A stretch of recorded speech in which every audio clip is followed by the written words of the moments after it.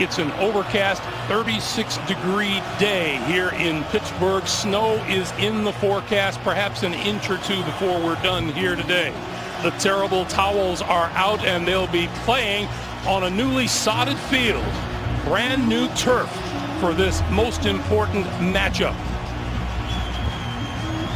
The Pittsburgh Steelers won the toss, and they've deferred, so they'll put their defense on the field first, and Baltimore will have first possession. Dan? This is the third new sod that's been put down here since the season started. They had the Winter's Classic here on New Year's Day. They put it down right after that, so it hasn't even barely been down 2 weeks. We'll see how it holds up. Ladarius Webb is deep for the Baltimore Ravens. This AFC Divisional matchup is underway. Webb 3 yards deep in his own end zone. Running room to the 30. And dragged down at about the 35-yard line. He's still on his feet, and I was not ruled down. He's out to midfield. Well, right off the bat, Ladarius Webb playing smart football. He didn't hear a whistle, which meant that nothing touched the ground other than a hand and a foot. Let's see if that's the case. You know, if you roll over the top of the person who's attempting to tackle you, and it looked like his forearm actually came down on the ankle, but let's see if anything touches the field here.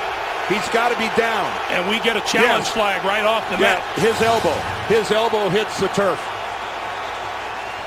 Our referee today is Jeff Triplett. Webb's elbow hit the turf. At that moment, he's down. So he'll confer with Mike Tomlin, who either saw or has been told from up above. And wisely so. Here's Triplett. Pittsburgh is challenging the ruling on the field that the runner was not down by contact when he initially went to the ground. And again, smart play by Webb to keep going. The whistle didn't blow, but I think we're going to get a good look at his elbow. Sweezum makes the tackle right there. Watch the left elbow. Yeah, right there, it made contact with the ground. If your hand hits the ground or your feet, you can keep going. But I think that's a definitive look of his elbow right there. We froze it for you. Certainly, it's in the grass. And if that is held up, then that nullifies a 52-yard return by Webb. Well, even being down where he was, it's still a good opening start for the special teams units of the Ravens. There's Mike Tomlin, the fourth-year head coach of these Pittsburgh Steelers. Here's another look at the play. And it's the right elbow that we're talking about here, Dan. And here it comes. And right there, it is on the ground as we zoom in on it. A good open field tackle by Sean Sweezum, the kicker. He did a good job of getting Ladarius Webb down on the ground. He didn't get a lot of him down, but he got an elbow down. So after a rip-roaring start, this playoff game has come to a screeching halt right off the bat. Just 11 seconds in. I'm assuming right now that Jeff Triplett is just ascertaining exactly where to spot the ball. And here comes Jeff. He's made his decision.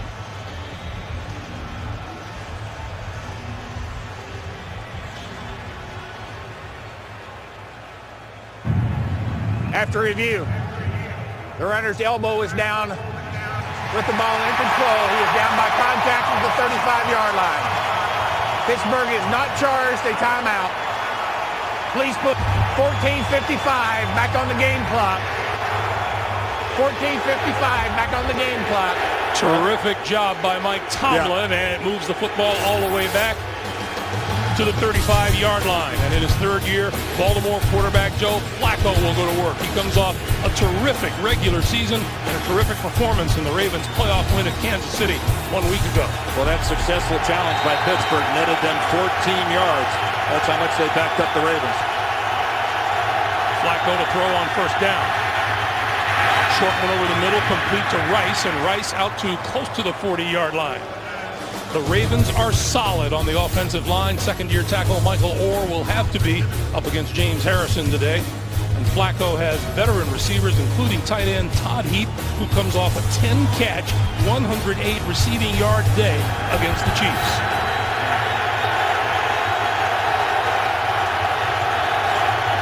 On 2nd and 5, Rice stumbled as he got started and has no gain on the play. Pittsburgh's front three on defense: Ziggy Hood, Casey Hampton, 9-year veteran Brett Kiesel out of BYU. The best set of linebackers in the league: Lamar Woodley with his 9.5 sacks on one side, James Harrison with his 10.5 coming from the other, and the extraordinary game changer Troy Polamalu at safety. He missed weeks 15 and 16 of the regular season with an Achilles injury. 3rd and 5. Flacco throws it back this way to Heap, the tight end. He has a first down and then some into Pittsburgh territory and down at about the 42-yard line. Well, as a play caller, you dream about calling a screen to the side where they're bringing the blitz, and that's exactly what happens. Joe Flacco goes back to Todd Heap on the tight end screen, but there was the blitz from that side, and it really opened it up. William Gay came on the blitz, and Todd Heap is there all by himself. Good blocking out in front. Todd Heap picking up where he left off a week ago against the Chiefs. Flacco with time throws the short one to Rice. Rice spins off of the first tackler and inside the 40 to the 39-yard line, and we'll be keeping an eye on Ray Rice all day long, as we talked about at the top of the show. He has had a flu bug problem, and they weren't quite sure whether or not he would go today. Well, he was pretty ill yesterday when they arrived here in Pittsburgh. He was throwing up, and of course you're worried about getting dehydrated. Woke up this morning feeling a lot better, and as you can see, he's on the field. 2nd and 7, short drop, quick passing, completed 35. Pass intended for Heap. James Ferrier was covering. Well, as we can see, Todd Heap is right in the mix here right off the back, and John Harbaugh quick to tell you that when he went down on the first play in the last Steeler game, a huge chunk of their offense went with him. They have an abundance of confidence now, having Todd Heap back in the lineup against Pittsburgh. 3rd and 7.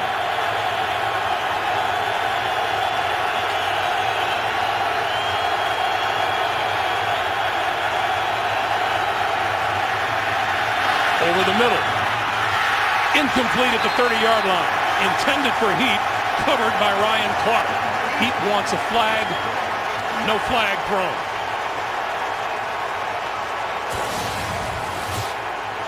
Well, you sense a trend here early of Joe Flacco and Todd Heap trying to do some business. And Ryan Clark got there.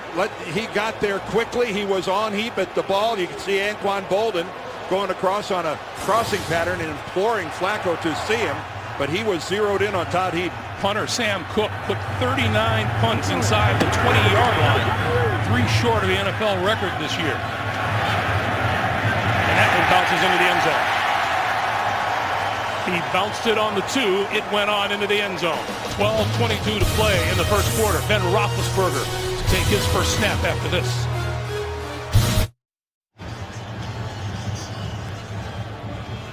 Troy Polamalu and the Pittsburgh defense take a breather on the sideline, and Steelers quarterback Ben Roethlisberger looking for his 4th appearance in the AFC Championship game in his 7th season. 17 TD passes, 5 interceptions in his 12-game season.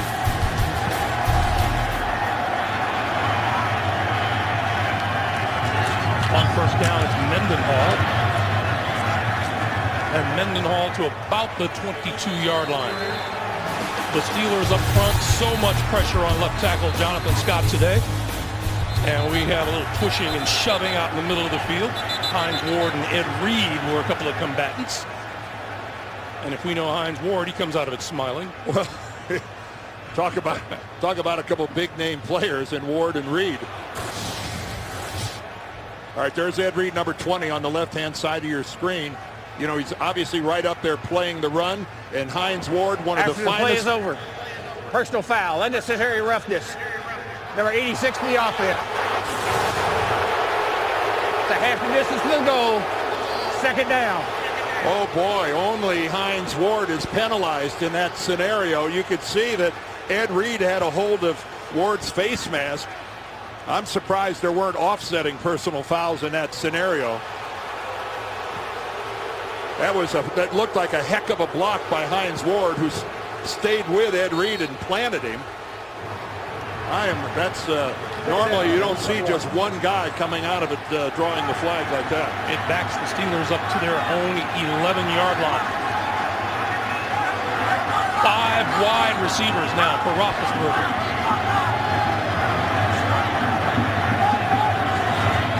Quick pass, near side. Antonio Brown out of bounds across the 15 out to about the 17-yard line. Talking about Jonathan Scott earlier, his primary responsibility will be keeping Terrell Suggs off of his quarterback. And the backs and the receivers, and Mike Wallace will be the fastest man on the field today. He's the Steelers' big play man on offense. Well, Suggs will move around. Flozell Adams, number 71, on the other side, is going to see his share of Suggs as well. In fact, he's going to get a look at him right here. 3rd and 12.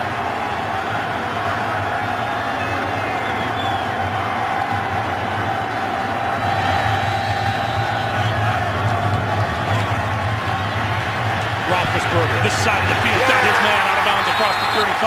Mike Wallace has first down yardage for Pittsburgh. Well, Chris Carr is the corner working against Wallace. Take a look at it here from behind. You're going to see exactly what Ben is seeing.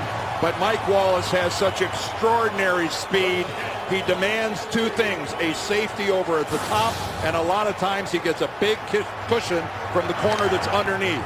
Mike Wallace, one of the 3 or 4 fastest guys in the National Football League. You see his number of receptions of 20-plus yards. He has 8 40-plus yard touchdowns in 2 seasons.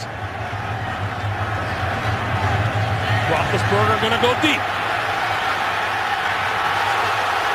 Little hand fighting results in the flag being thrown. Wallace covered by Josh Wilson. Well, the Ravens came with a blitz. Roethlisberger spotted single coverage and put it up and let his receiver fight it out. The Ravens arguing that's offensive interference. I think you can see read John Harbaugh's lips saying that's on them. Pass interference, defense, number 37. Automatic first down. Well, this was an all-out blitz by the Ravens, and that means single coverage. Ben spots it in a hurry, and you see there's the grab. Yes, there is. Wallace has his arm back, but Wilson is grabbing it and hooking it right there, and that's what the official sees. Wallace initiated some contact, no question about it, but Wilson got in the really visible arm pull. That's a 37-yard penalty. This is Mendenhall trying to turn the corner inside the 25 to about the 23 or the 22. The Ravens 3-4 defense, led up front by Pro Bowl defensive end Haloti Ngata, 6'4", 350 pounds. The linebackers include the great Ray Lewis inside, fellow Pro Bowl linebacker Terrell Suggs, who has 10.5 career sacks against the Steelers. And the secondary has Ed Reed, who only played in 10 regular season games, still led the league in interceptions with 8. This has to be frustrating for Ray Lewis and the Ravens. They've come with some all-out blitzes and haven't gotten to Roethlisberger. If anything, they've been burned on the tail end of it. On 2nd and 7, Roethlisberger with time. Lots of time, and on the move, now pulls it down, and is down at about the 16-yard line, maybe a half yard shy of a first down.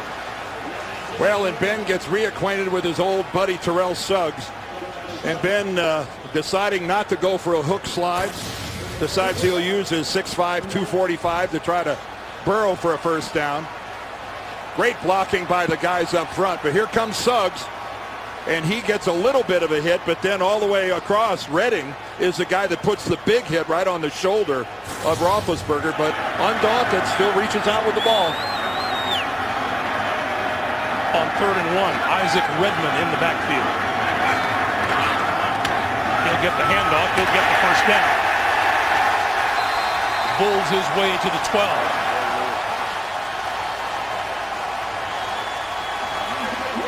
Ray Lewis had a shot and missed it.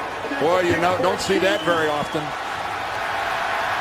That could have been a negative play for Pittsburgh. Watch Ray Lewis. He's going to come right through the A gap right there, and he's right there, but Redmond is able to get outside of Lewis and pick up the first down. At first blush, that looked like that might have been a negative play for Pittsburgh. On the 12. Mendenhall with a hole up the middle. Inside the 5 to the 4. Boy, Chris Kimoyatu came in awfully late to clean somebody off the pile, and he's lucky he didn't get a call. I think he hit Ed Reed, and that is very fortunate for Pittsburgh. Again, outstanding blocking. Look at that alley there for Mendenhall. But watch at the conclusion of this play. Right there comes Kimoyatu, and he knocks Ed Reed off the pile. And that, 9 times out of 10, that draws a flag. Pickup of 8, 2nd and 2. 3 tight ends now. 8th play of this drive.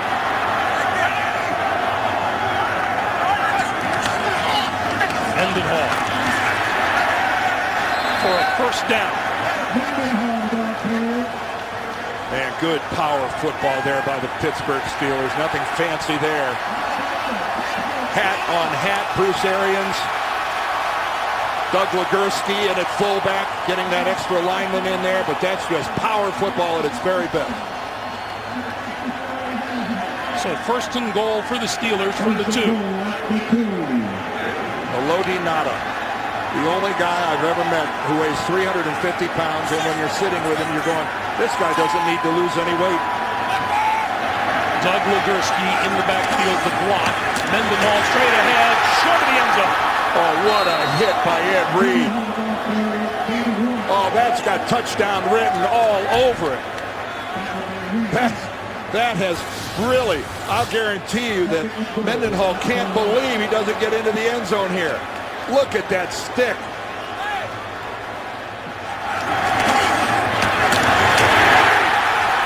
McLean doing a good job down low, but then up high. Reed just brings Mendenhall to a dead stop. 2nd and goal from the 1. Once again, Legursky in the backfield. Once again, Mendenhall with the handoff. Bounces off a tackler. Touchdown.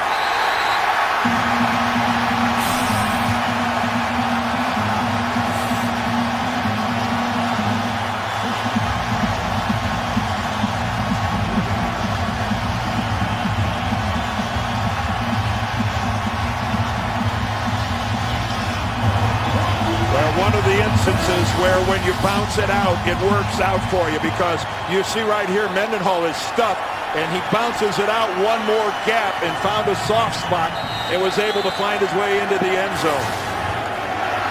A pass interference call that was good for 37 yards. The extra point is good. Pittsburgh draws first blood in this AFC Divisional playoff matchup. We'll be back to Heinz Field in a moment. 7-0 Steelers.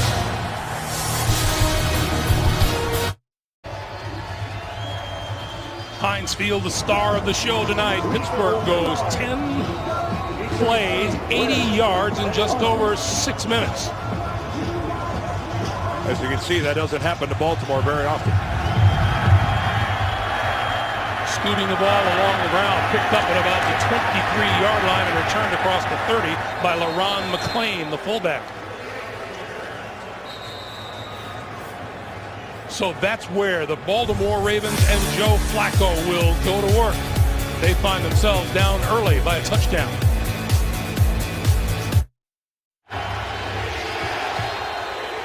Welcome back to Pittsburgh. Joe Flacco's work in his first 3 seasons has put him in some pretty elite company.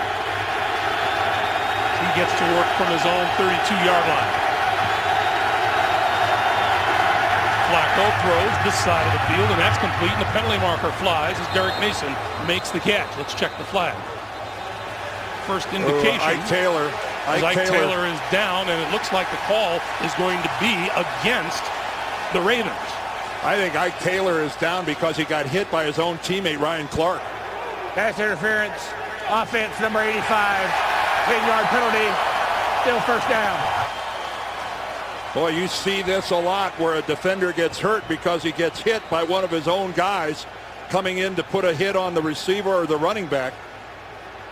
And this is what happens to Ike Taylor. Here comes Clark, number 25, lowers his head and hits the shoulder of Ike Taylor. Another look at it here, this after the offensive interference on Mason, but boy, leading with his head, in comes Ryan Clark, and what he does is he destroys his own teammate. We'll take a timeout as they check out Ike Taylor. 6:06 to play first quarter. Back in Pittsburgh, Ike Taylor standing on the sideline has been replaced for the moment by number 22, William Gay, in the lineup. And that is a very good sign for Pittsburgh. 1st and 20 after the penalty.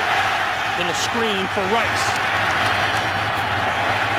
And Rice across the 25 to about the 27-yard line. Lawrence Timmons makes the stop. Hey, you can build your own football dynasty and compete year-round with CBSSports.com franchise football. Find out more at CBSSports.com/franchise. And Greg, Ike Taylor back into the ball game, so that it didn't look like he was going to return anytime soon the way he was curled up on the ground. So great news for Pittsburgh. Out of 7 offensive plays so far, Baltimore has run the ball just once. Flacco with time, throws, incomplete, another penalty marker in the secondary.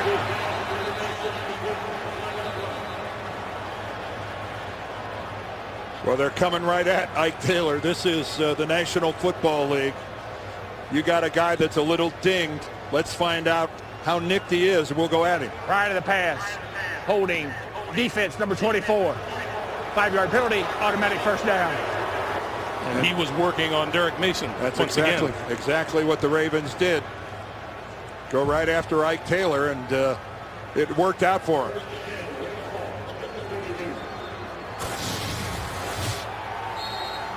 Look on the left side, you see he grabbed the shoulder pad and then the helmet and the shoulder pad again of Derek Mason right out in the open.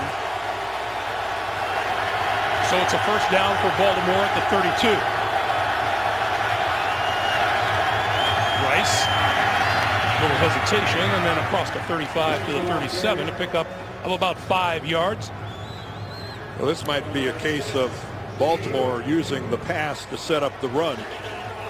It is kind of futile to just hammer away at Pittsburgh, and it has been predominantly a passing game for Baltimore so far. And that time, after all those throws, they found a little running room from Rice. That's a pretty solid first down pickup. Baltimore looking at the number 1 rushing defense in the league in the Steeler D. 2nd and 5. Rice again to the 39, maybe the 38. Greg, I thought it was interesting when we talked to John Harbaugh, and he told us his foremost thought about this game. He said, if we can protect Joe Flacco, we will win, which means their game plan is predicated on Joe Flacco throwing the football. And of course, when you got Woodley and Harrison and Timmons and company coming after him, he boiled it all down to simply that. If Joe is upright and gets a good look at things, they're confident they're going to come out of here with a win. He deemed those intermediate passes the most important thing for his offense today. Willis McGahee in the backfield on 3rd and 3. Flacco over the middle, got his man across the 45 to the 48-yard line. T.J. Houshmandzadeh has a first down for Baltimore.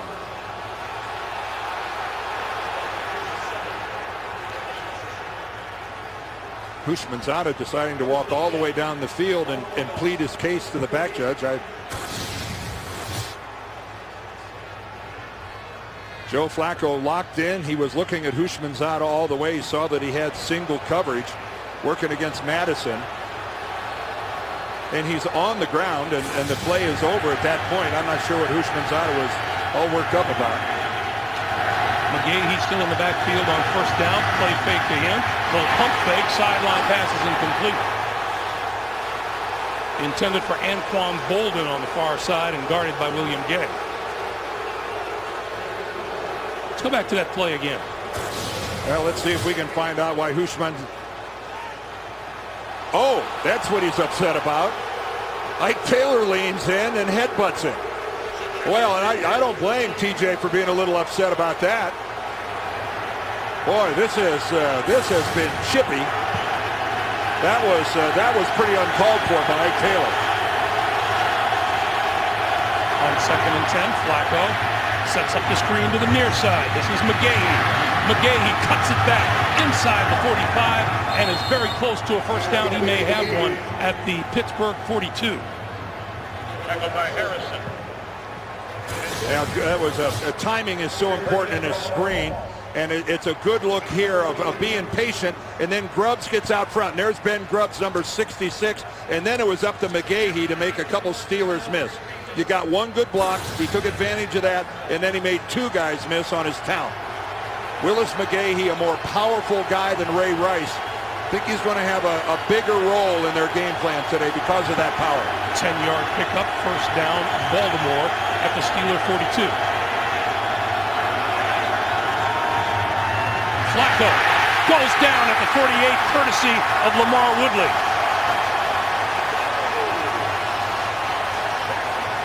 Well, Lamar Woodley is on the edge, and he's really going to get a pretty, not much of a block at all. I think Tony Mall was over there. Take a look. There's Woodley standing right up there. Mall, oh, he's way late coming off the football. He didn't hear the snap count.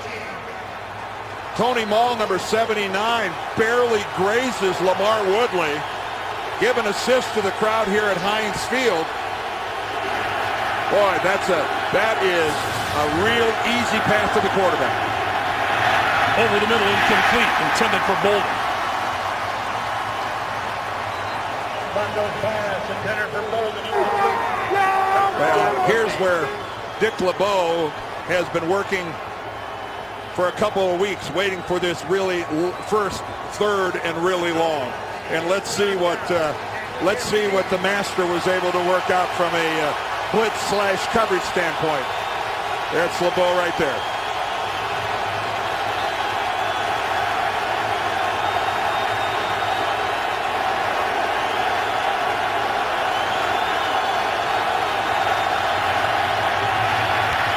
Flacco going to go deep.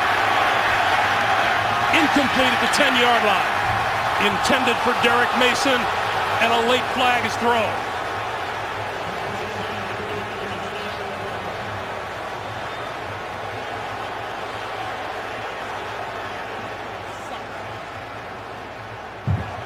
Pass interference, defense, number 37. Automatic first down. That's Anthony Madison, the guilty DB for the Steelers. Boy, oh boy, on a 3rd and 15. Madison, number 37, right there in the middle. He's right there on Mason. Nothing yet.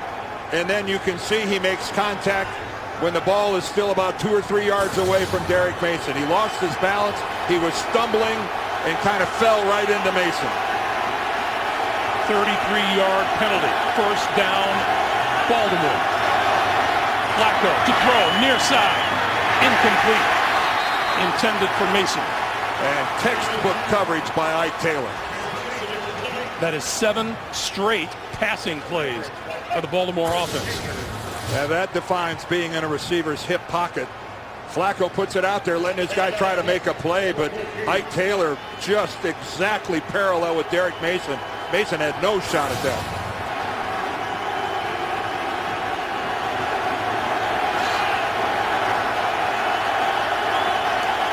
Few flags have been thrown, and we're early here. Straight ahead, Rice to the 5. Touchdown! And not just any touchdown, but a rushing touchdown. And not easily done against this Pittsburgh defense, finding a hole like that. A little delayed draw, and take a look at the blocking up front, and then it's just a couple of missed tackles. Surprisingly, the last one by Troy Polamalu. After 6 straight passing plays, Rice up the middle for 14 yards for the tie. Billy Cundiff, Pro Bowl kicker, is good. A minute 20 to play here in the first quarter. And much like the opening drive for the Steelers, penalty assisted. The Ravens pull even at 7-7.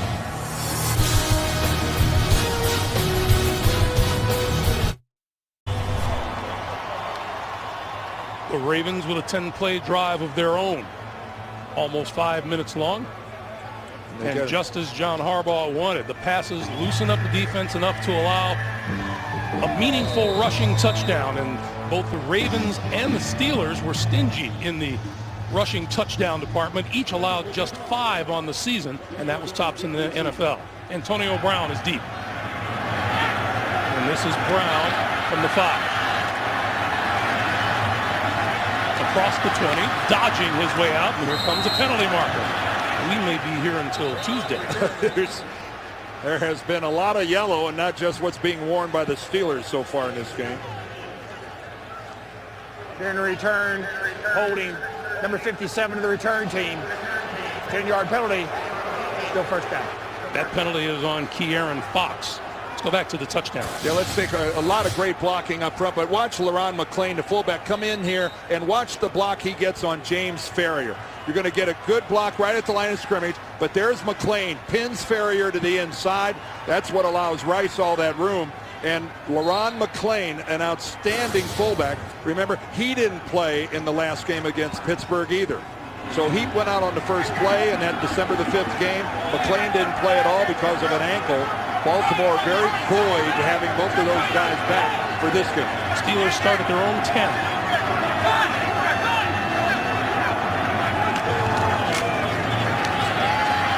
Roethlisberger throws incomplete. Pass out to the near side intended for tight end Keith Miller. And it'll be 2nd and 10 with 1:07 to play in the quarter. Is Ben all right? Ben looks like something happened to his leg. Suggs was in there. Ben is limping. Let's watch. There's Suggs 55. Does he come up the middle? Yes, he does. And he hits Ben below the waist. Watch 55. He comes through there, losing his balance. He got inside Flozell Adams.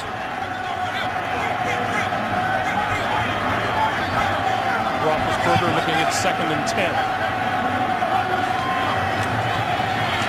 Pump fake. Now throws over the middle, no, incomplete.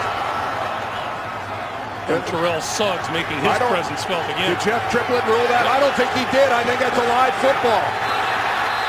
That's a Baltimore touchdown. That's Corey Redding doing the celebrating. Jeff Triplett, instead of blowing the whistle, was running in there looking at the football on the ground.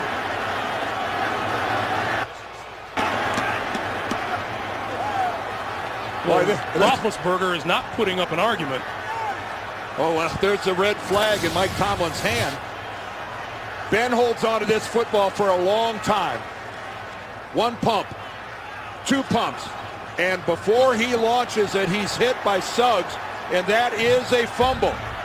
And you can see right there, Foster just standing there, everybody looking around, and finally one guy decides to act on it, Corey Redding. And Mike Tomlin has tossed the challenge flag.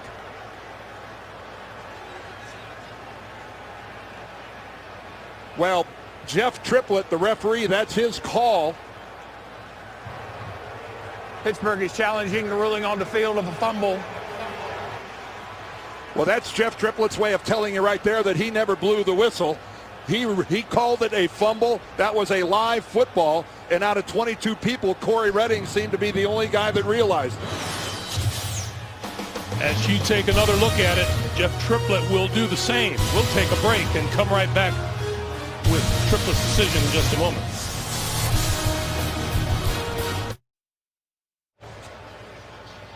While Jeff Triplett is examining the replay, Corey Redding celebrating on the bench. Well, looking at it over and over, I do not think that Roethlisberger's hand was moving forward. Nor is there a whistle here.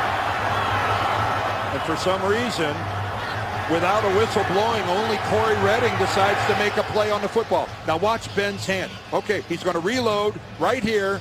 Here comes Suggs. I believe that's a fumble. After review, The ruling on the field is confirmed. It is a fumble. Quarterback's arm was going back when it was hit and the ball knocked loose. It is a touchdown as a result of the play. Pittsburgh is charged their first timeout, and they're out of challenges for the remainder of the game. And in his 8th season out of Texas, that is Corey Redding's first career touchdown.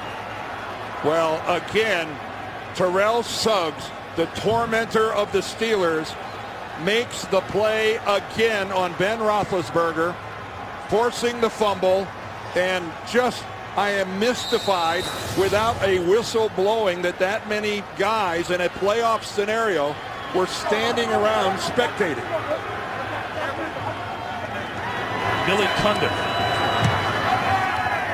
is good on the extra point. The Ravens score 14 points in 27 seconds.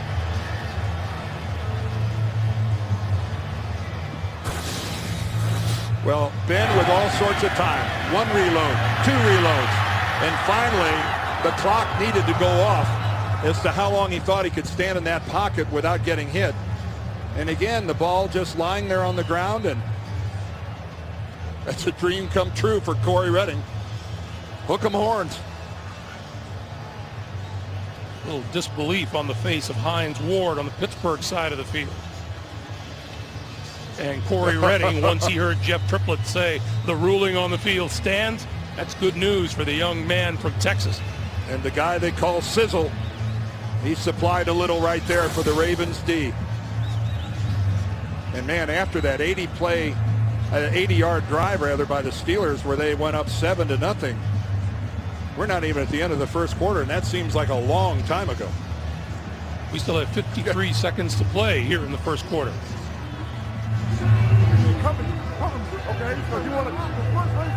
Well, the old adage, you play to the whistle. Never more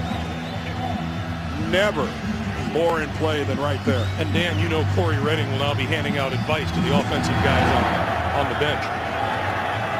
Antonio Brown from the 2. To the 25 and forward to about the 28 or 29 yard line. While we have a moment, fantasy football continues throughout the playoffs. Play NFL.com Playoff Challenge today for a chance to win a trip to Super Bowl 46. Sign up for free at NFL.com/fantasy or search NFL Playoff Challenge. I remember the play before that fumble. Ben was a little ginger. Remember, he's got that broken bone in his right foot. He wears a brace, plates, bigger shoes. And he was hobbling a little bit, although not so bad coming out here for this possession. This is Mendenhall. And Mendenhall to about the 32 as we come up on 35 seconds to play. And perhaps the biggest thing to come out of that entire situation is that Pittsburgh is out of challenges. Yes, they are. It costs them the timeout, but when you challenge and you are incorrect, that's it.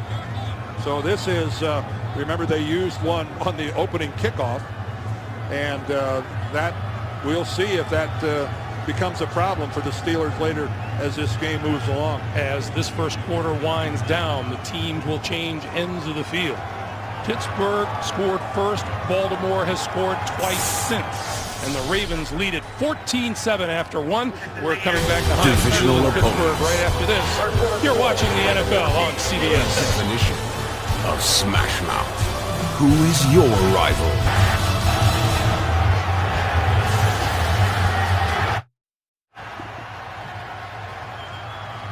Seems like forever, but we have now reached the second quarter. Welcome back to Pittsburgh, everyone. First down, or 2nd and 7 rather, for Roethlisberger and the Steelers at their own 32, and Roethlisberger escapes the first try, not the 2nd and 3rd. Now, Ray Lewis was the guy that came flying in. Back to the play. 15 years, Ray Lewis has been doing it here. There he is coming in on the left, and even though Mendenhall puts him down, he bounces right back up. Mendenhall comes back, tries to get him again, and by that time the rest of the Ravens, led by Nada, come in and finish it up. Great effort, though, by Ray Lewis. Loss of 4 makes it 3rd and 11.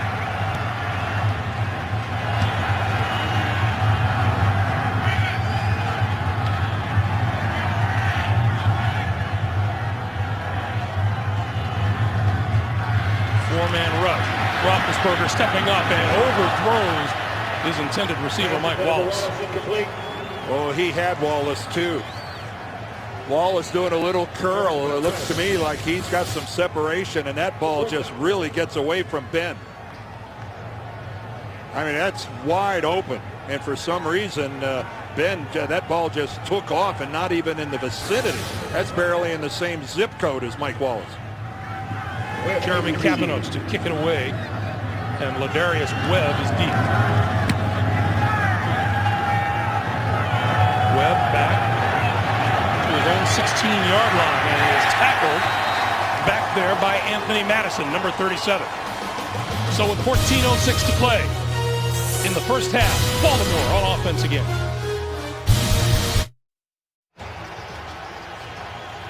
The MetLife blimp is providing spectacular shots like that from on high. Look for MetLife blimps teaming up with CBS for more sports coverage.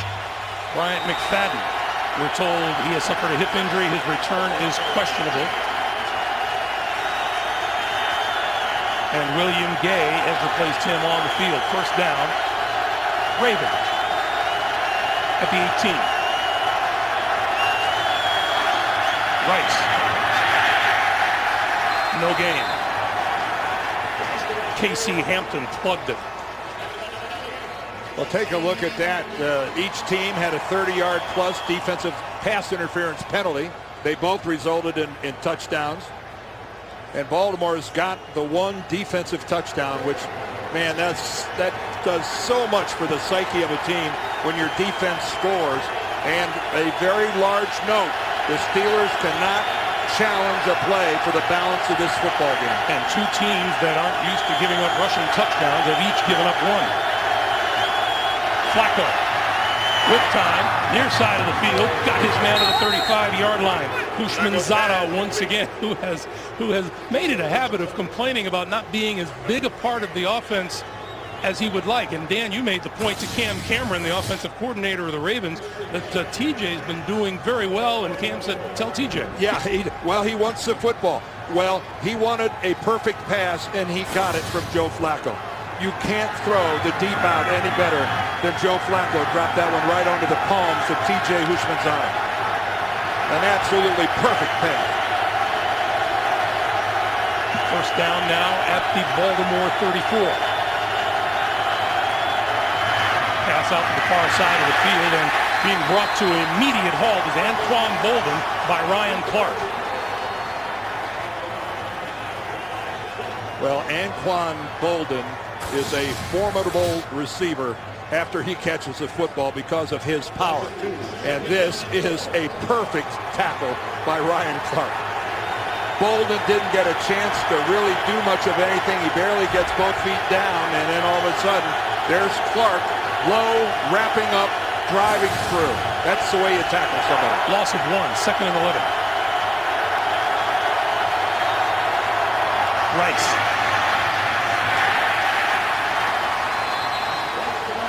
Ziggy Hood with the stop of Rice. Well, Ziggy Hood, their #1 pick last year, has had big shoes to fill because Aaron Smith, who tore his triceps back in the Miami game, the 6th game of the season, when he's been out, and there is Aaron Smith, Dick LeBeau said, let me tell you something, Aaron Smith, one of the finest defensive players I've ever coached at any position. But Ziggy Hood has really come on as he's gotten his playing time because of the injury to Smith. Third and long yardage for Flacco. Polamalu very deep in the secondary, the screen. And Rice gets nowhere. James Harrison makes the stop.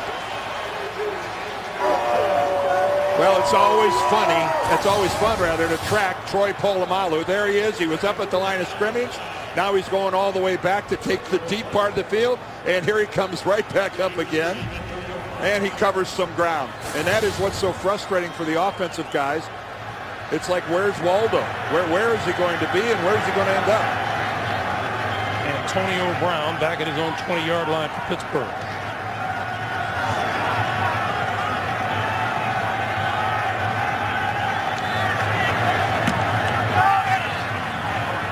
Oh, what a kick by Sam Cook. Backs him up inside his own 5-yard line. Penalty markers are down as he moves out to the 14. Yeah, looks like they'll get a block in the back. That's a 61-yard punt by Sam Cook. And I don't know that that ball should have been fielded. Should have let that baby go. Momentum might have carried it in the end zone.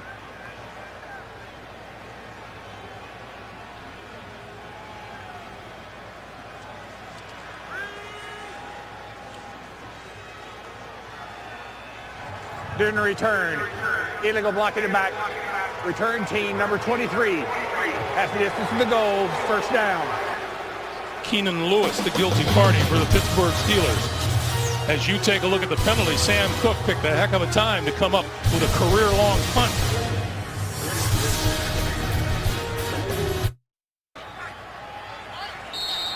Welcome back to Heinz Field. 10.5 minutes to play. Look at the penalties right there at the top of your screen. There have been a few. Mendenhall trying to cut it back. And gets it only to the 5-yard line where Dewan Landry makes the stop.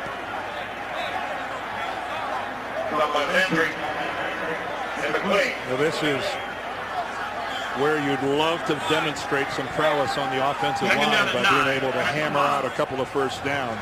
This is the spot on the field where this is a drive that doesn't necessarily have to end in points, but if you could just get a first down or two and substantially change field position, but going to need to do better than that 1-yard run. On 2nd and 9, this is Mendenhall for about 2 to the 7. Well, when you've been the bully, when you meet another bully, sparks fly, and that's what's happening. There's Hines Ward and Ed Reed. That resulted in a personal foul call against Ward. And there's a big hit by Redding on Ben. Ike Taylor gets a headbutt on T.J. Hushmanzada. That did not draw a flag, although it should have, and Hushmanzada expressing his displeasure. And take a look at that. It's been 20 years since we've seen penalty yardage like that being thrown around in a playoff game. 3rd and 7. Pump fake. I think Baltimore was offsides. Down the far side of the field, it is incomplete, not out of bounds, to Emmanuel Sanders. But I think Baltimore was in the neutral zone.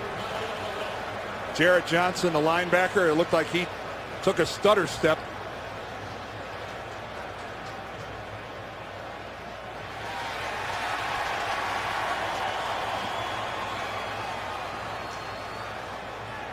It won't be a first down, but it'll...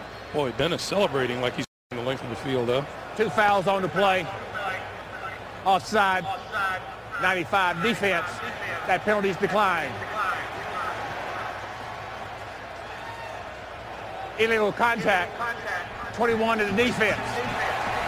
5-yard penalty, automatic first down. And that's the cause for the celebration by Roethlisberger. Ladarius Webb, number 21, with a costly penalty on 3rd and long. Yeah, both of them 5-yard penalties. It's just the one has an automatic first down attached to it. And that was a break the Steelers needed. There's the offsides. That's Johnson clear at the top. And there's Webb, the upper left of your screen. Oh, well, yeah, that's way beyond the 5-yard zone where he comes up and gets a jam. So first down now at the 12. Roethlisberger popped up into the air, incomplete. Ray Lewis saw that ball hanging in the air, and he was digging for it. Oh, he made a try for it. His legs just couldn't get him there. All right, who gets a hand on this? Yeah, you can see it right there, McKinney. And then Ray Lewis was really, really digging for that ball. There's McKinney, 91. Watch, I think his left hand gets up at the last second. Yeah, he gets it.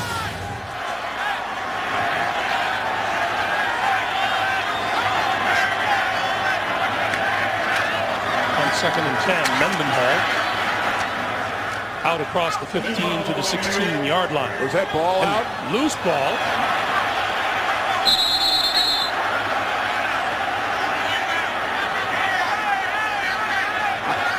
and they give it to Baltimore.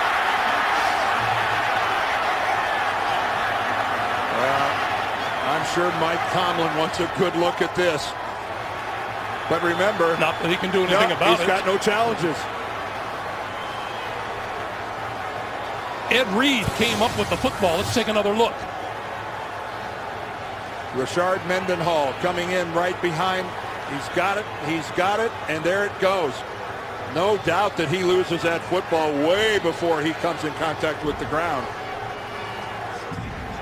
He's right on the hip of Kimo Ayatu, and it looks like Kimo Ayatu's right arm actually dislodges the football, but no question that that was a loose football, and wow, what a turn of events for the Steelers. The Ravens are set up at the Pittsburgh 16. McGahee and McClain in the backfield. Flacco to throw. McGahee to about the 12.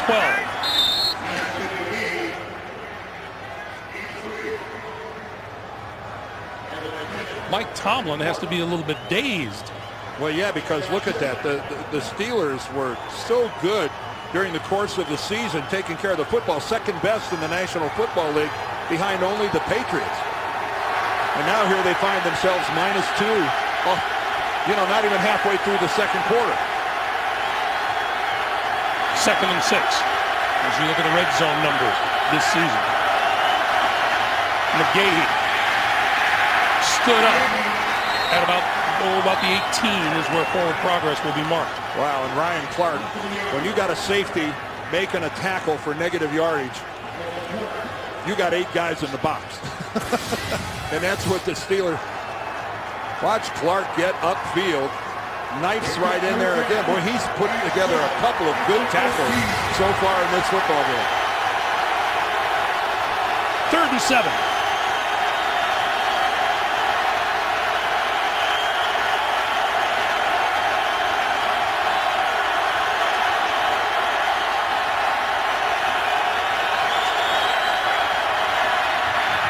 Flacco pulls it down twice on the move and throws complete inside the 10, inside the 5 is Ray Rice, and that'll be a 1st and goal.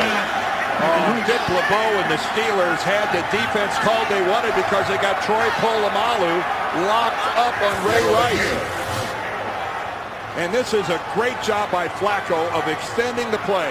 Couple pumps coming out, but look right here. There's Rice, and Polamalu just goes flying by him. We've seen Troy Polamalu miss a couple tackles early on in this ball game, which you just rarely see. 1st and goal from the 5.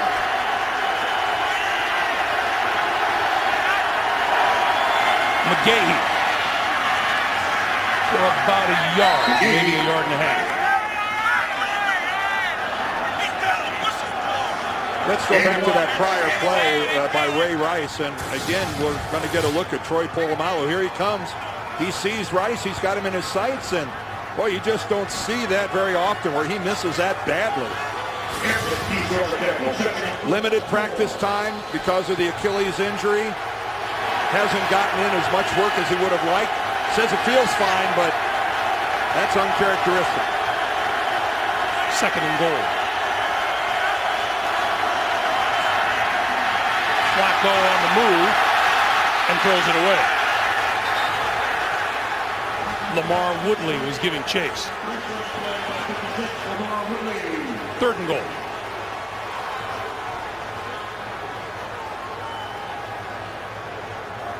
Well, a guy that really turns it on in the playoffs is Lamar Woodley.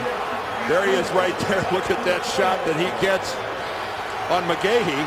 But because the ball wasn't thrown, that's not interference. Nothing wrong with that. And then he comes off that and forces Joe to throw it away. Woodley in the backfield. Woodley averages a couple sacks a game in the playoffs. Short drop, throws, touchdown! Todd Heap.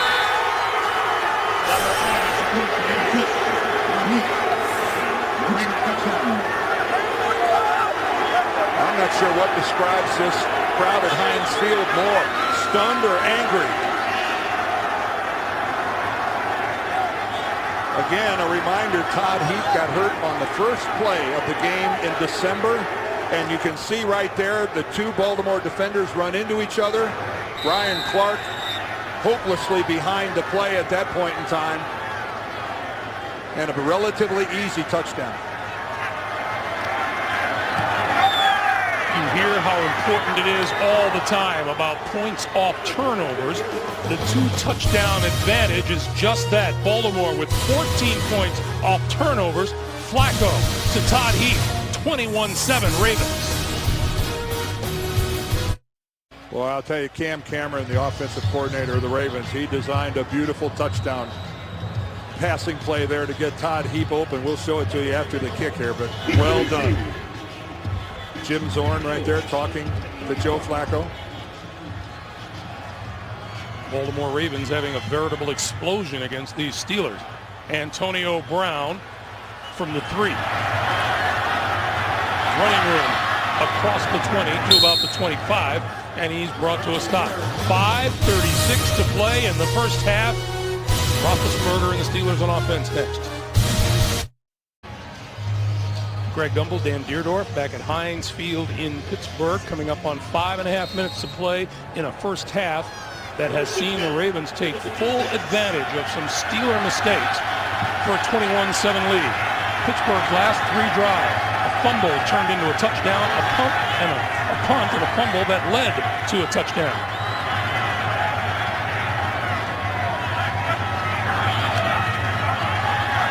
Roethlisberger is hit and goes down at the 15-yard line. That man Suggs. 55, Terrell Suggs. Wow, Terrell Suggs.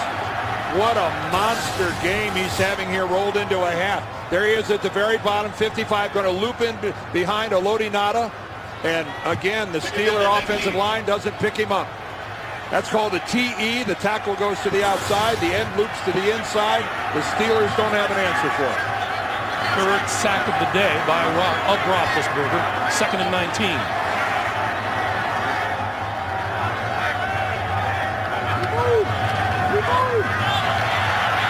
Pass to the outside is complete. Keith Miller, the tight end, and he's knocked out of bounds at about the 30-yard line. That'll be enough for a first down. Oh, I'm sorry. That'll be short of a first down by about 6 yards. Well, the tight ends for both of these quarterbacks are very familiar targets, and we can see the Steelers now going to a little bit of a hurry-up. A little urgency here, being down by 14 points and under 5 in the half.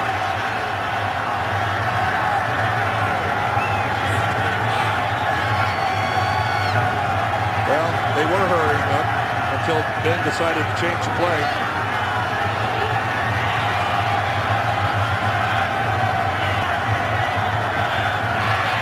Running out of time. He didn't get it off. No, he didn't. Penalty marker is down.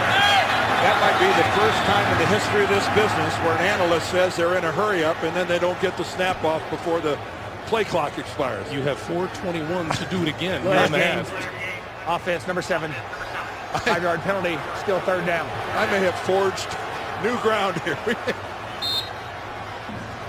Boy, that's a real whiff. Not good. 1 for 4 and 3 sacks. And Mike Tomlin, I'm sure right now, is going, wow, I'm sure glad we had that week off. So from the 25-yard line, Roethlisberger and the Steelers need the 36 for a first down.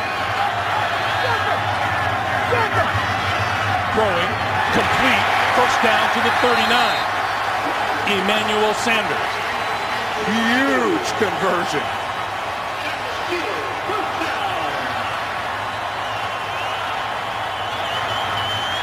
They needed 11, they got 14. Coming up on 3.5 to play in the first half.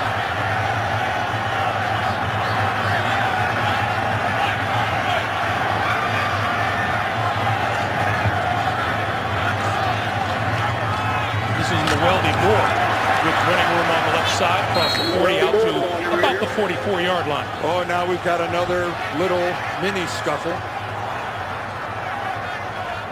No flags, everybody separates and heads their respective directions. Pouncey and Kruger, I think, were a couple guys in there. Pickup of 5, 2nd and 5.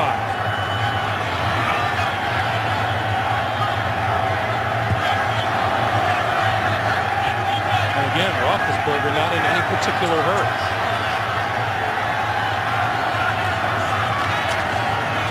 Moore once again. And Moore has a first down across midfield and into Baltimore territory where Dannell Ellerbe makes the stop.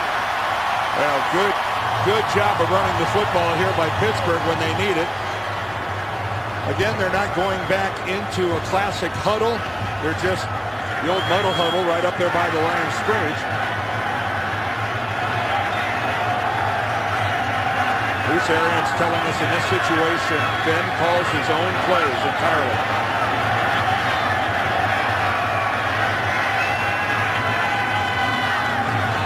Roethlisberger pump fake and throws over the middle and hits his tight end Heath Miller, and Miller is down at about the 41-yard line, and that will bring us to the 2-minute warning. 1:57 to play in the first half at Heinz Field. Steelers trying to put points on the board before the intermission. Hey, coming up, the Sprint halftime report. JV, Dan Shannon, Boomer, Coach Cowher. First half highlights here.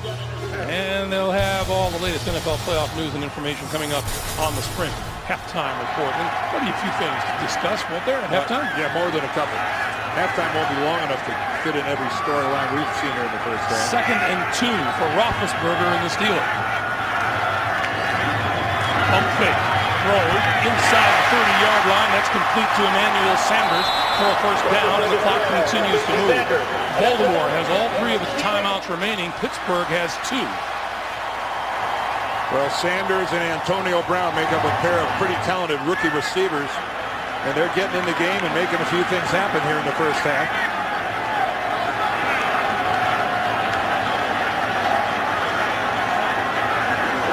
First down at the 28. And we get a whistle and a timeout called by Baltimore. Timeout. Well, we're talking about whether the guys have anything to talk about in the studio, Dan. Well, we've had some big plays here in the first half, a bunch of them, none bigger than this. Ben Roethlisberger hit by Terrell Suggs. Nobody knows it's a fumble except for Corey Redding, who belatedly picks it up and saunters into the end zone for a Baltimore touchdown. And then Rashard Mendenhall, he fumbles the football. It gives the Baltimore Ravens possession deep in their own territory. And Joe Flacco takes advantage of that by throwing a touchdown pass to Todd Heap. And the Steelers, who at one time enjoyed a 7-0 lead, have seen Baltimore score 21 unanswered. Meanwhile, Terrell Suggs looks like they were looking at his arm on the sideline, and he has now walked back onto the field. The 28. Timeout got him back out on the field. Once again, Llewellyn Moore in the backfield for Pittsburgh. First down at the Baltimore 28. This time Suggs inside. Roethlisberger incomplete inside the 20. Heath Miller, the intended receiver, DeJuan Landry covering. Coverage by Landry. Boy, on this field, you see 26 making a play like that. You think it might be Rod Woodson, but it's DeJuan Landry. And again, he does a good job. That ball just a little too far out in front of Heath Miller. Miller had a step on Landry. If that ball would have been just a little less out in front of Miller, I think he'd have made that catch. If you're thinking long field goals are no gimmies here at Heinz Field. Roethlisberger, short pass over the middle, falls incomplete. 1:13 on the clock. Pass incomplete. Well, that was obviously some confusion between Roethlisberger, and not sure if that was Emmanuel Sanders or not, but you could see Ben right off the bat doing a little coaching. Do this, not that. You saw the flags relatively still. They haven't been that way all night. We have really, there was supposed to be 20, 25-mile-an-hour winds and snow this afternoon and this evening, and we haven't seen either one yet. Roethlisberger on 3rd and 10 has plenty of time. He throws complete, and to the 25-yard line is Mike Wallace, and he is hit there by number 25, Chris Carr. Again, we have seen some good open field tackles by both teams. We've seen some misses. Ryan Clark has made a couple good ones for the Steelers, but that was a beauty there by Carr. And they will go for it here on 4th and 7. That was Greg Madison, the defensive coordinator of the Ravens.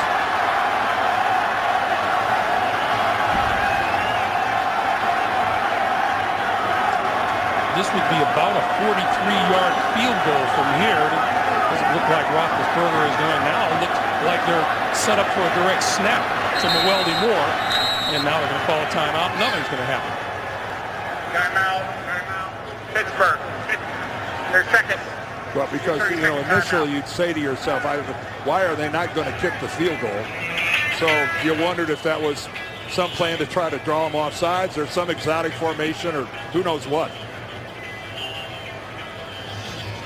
So they'll talk about things on 4th and 7, and now they will send the field goal unit out.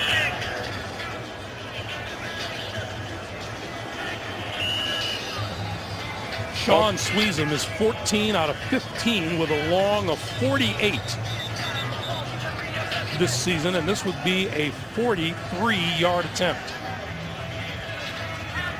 And I'm not sure that there's a stadium in the NFL where, Greg alluded to this, kicking a field goal is as much of an adventure as it is here. Although this is the good end. The good end for a kicker. The better end. I'm not sure it's good. It's just better than the other. Sweezum 8 out of 9 this year from 40-plus yards. This one from 43. Missed it.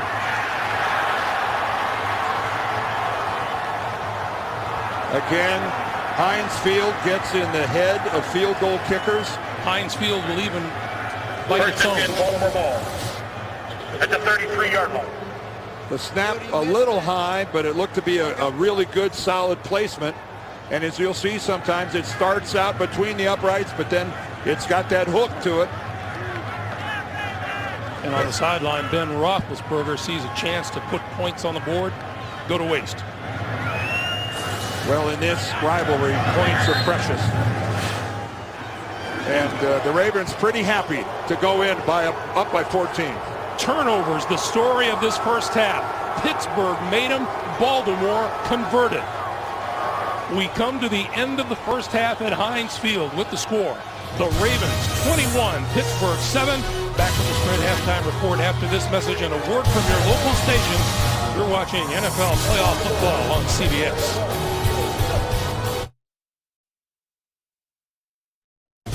Round 3. Let's come in here and live in this territory and dominate. Ravens. Steelers. Who's your rival? As we get you set for the start of the third quarter here at Heinz Field in Pittsburgh, Ravens leading the Steelers 21-7. Greg Gumbel along with Dan Deerdorf, the winner here, lives to fight another day in the AFC Championship game next Sunday. The first thing and the only thing that really stands out in this game, Dan, that was not typical Pittsburgh Steelers football that we saw in the first half. No, plus 17 during the regular season. They were known for really taking care of the football. They turned it over twice. Now, you got to give the Ravens a lot of credit. They're playing with great passion, great intensity. They're making some of these things happen. Suggs had a monster first half, but still, this is not Steelers football by any stretch of the imagination. If you take a look at the number of problems that Mike Tomlin's team had in the first half, it's no wonder they could be down more. Well, really, and again, they're down 2 in the turnover department. Ben Roethlisberger has been beat up, thrown to the ground, 3 sacks. He's been hit hard a couple other times. They missed a makeable field goal. It was hooked to the left, and just again, it's after they looked so good. They were out in front 7-0. They looked like they were in command. The home crowd was going crazy, and wow. Now, the home crowd has not been in evidence here simply because they've fallen behind. They do have a chance to get them back on their side because they get the football first here in the second half. Yeah, they do. They're going to get a chance to start with it, and we'll see what kind of I don't know, passion, energy, adjustments came out of halftime, and we'll see if the Steelers can have it translate into some action on the field.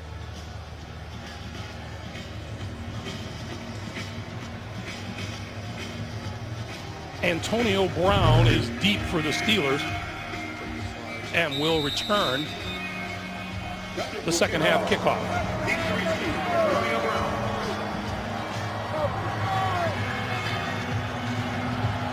21-7, Baltimore in the lead. From the 5, it's Brown. 25. Still on his feet and now buried at about the 24-yard line. Forward progress will be marked at about the 25. And here comes Ben Roethlisberger. Well, it has been quite a first half for Big Ben. He has really taken hits high, taken hits low right there from Suggs, right below the waist.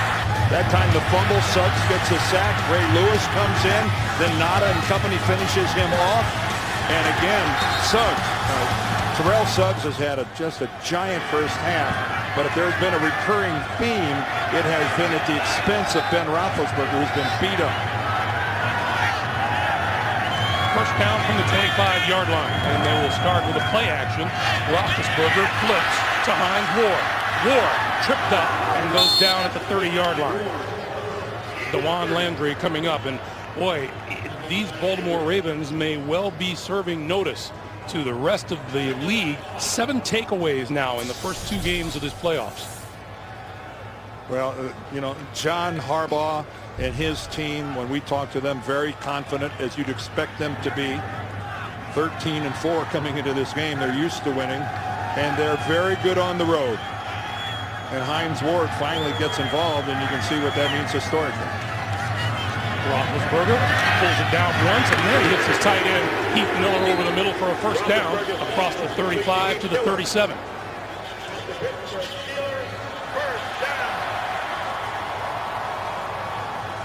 Well, Ray Lewis ends up making the hit on Heath Miller.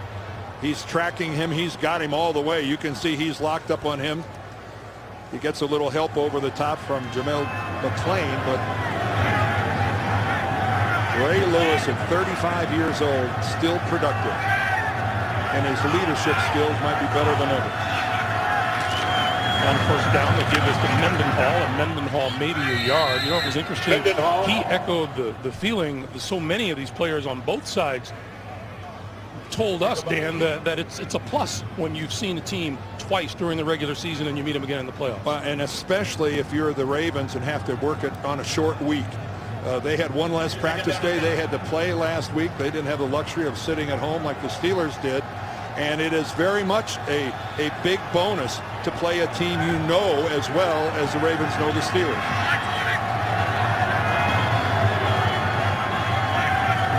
On 2nd and 9, quick pass to this side, and Wallace doesn't get a chance to go anywhere. Chris Carr in on him in a hurry. Well, Chris Carr is going, well, if I've got to deal with Mike Wallace, this is exactly the way I want it. Standing still. Mike Wallace unable to use that great speed. Flat-footed, waiting for the ball to get there, and Chris Carr just all over it. That's what you want from a speed guy, right in your crosshairs. He lost 3, 3rd and 12.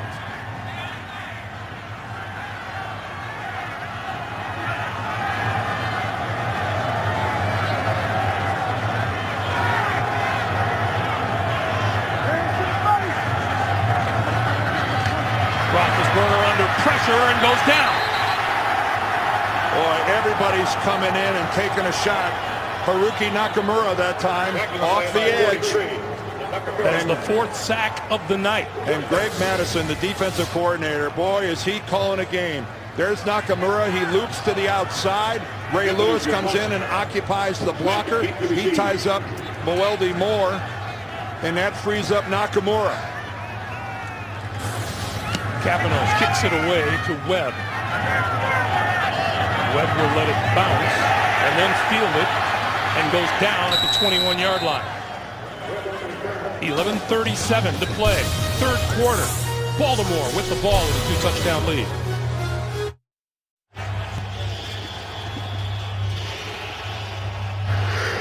On the previous play, during the kick, the ball was illegally touched by the kickers. So the ball was moved to the illegal touch spot. First down.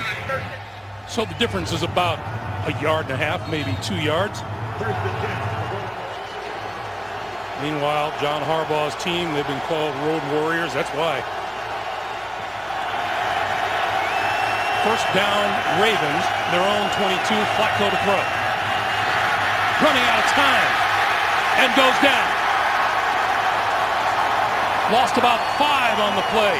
James Harrison making his presence felt inside. And Ziggy Hood in there as well.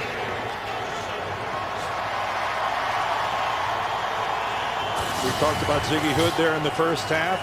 There's Harrison working on the outside. And the first guy who really forced Joe Flacco out of there was Brett Kiesel. Kiesel with a bull rush, and he ends up making Flacco move, and then everybody else got in there to help clean up. That pocket just disintegrated on Flacco.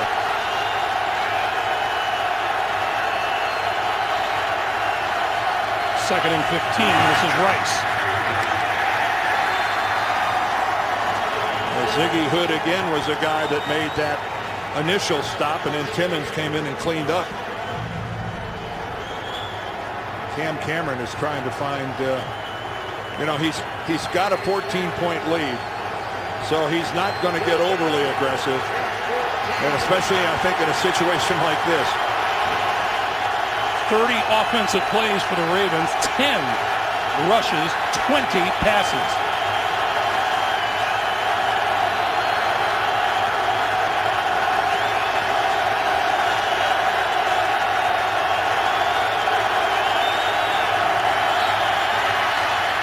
Flacco, short pass for Rice. Lost the ball! And Pittsburgh has it.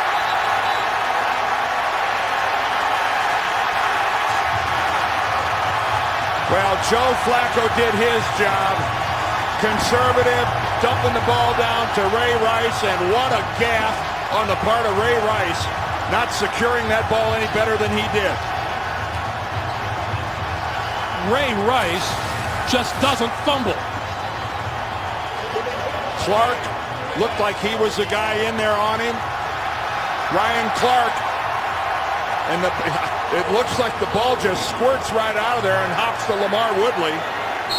Oh, he gets his left hand on it. But did you see how Rice had the ball away from his body? Tuck that baby in high and tight. 404 touches this season without a fumble. Oh, you can't get that ball away from your body like that. Mendenhall, running room, 15, inside the 10. He'll be called down at the 9-yard line.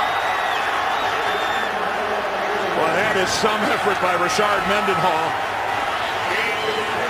And right now, you can just feel the energy from the crowd and the Steelers, realizing they've got a chance to get back into this thing. And that's a Pittsburgh Steeler. Yeah, no question his knee touched down as he was on his way up. First and goal in the 9. Great block by Heath Miller. Ray Rice looking on from the sideline after a rare fumble. First and goal. It was sloppy ball handling. Roethlisberger, locked in, touchdown. Heath Miller.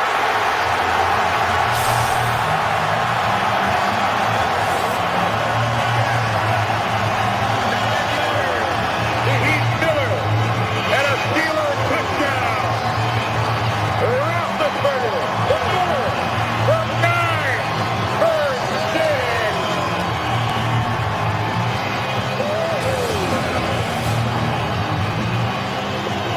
Again, take a look at this. Beautiful pass protection, a great pocket.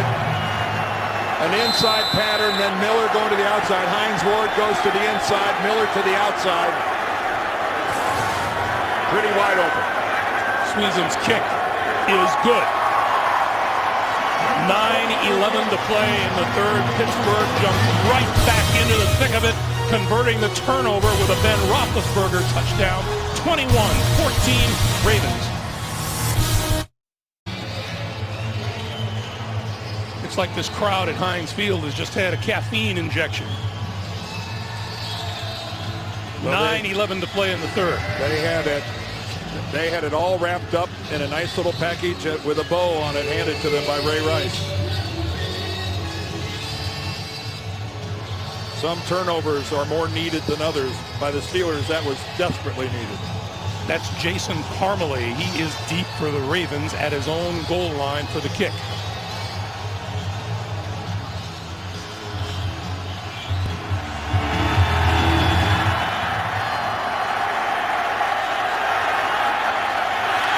from the 7.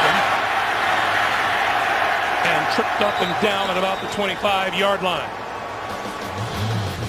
Ike Taylor with the tackle, 1 touchdown game. We'll be back. A rare fumble by Ray Rice, and we do mean rare, opened the door for a Roethlisberger touchdown pass. And the towels are flying here in Pittsburgh. Well, there was a 2-minute video celebration of the Steelers defense making big plays. This place is nuts. And by the way, Rice begins this series on the sideline, as you saw. McGahee in the backfield. Flacco to throw.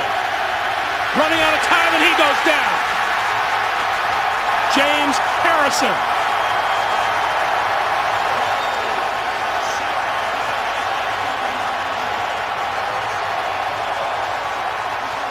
10.5 sacks in the regular season. There's Harrison coming upfield, and that is a real mismatch. If you're asking Willis McGahee to be the guy that's supposed to stick Harrison in the chest and stop him, it will never happen.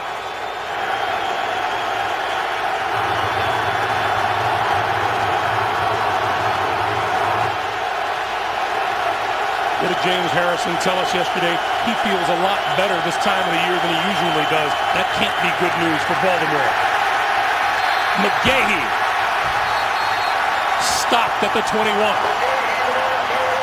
Harrison and Timmons combining for that one. I'm telling you, what a change. Not just in the players on the field for the Steelers, but in the entire atmosphere here at Heinz. That turnover by Ray Rice, what a 180 by the Steelers. 3rd and 15.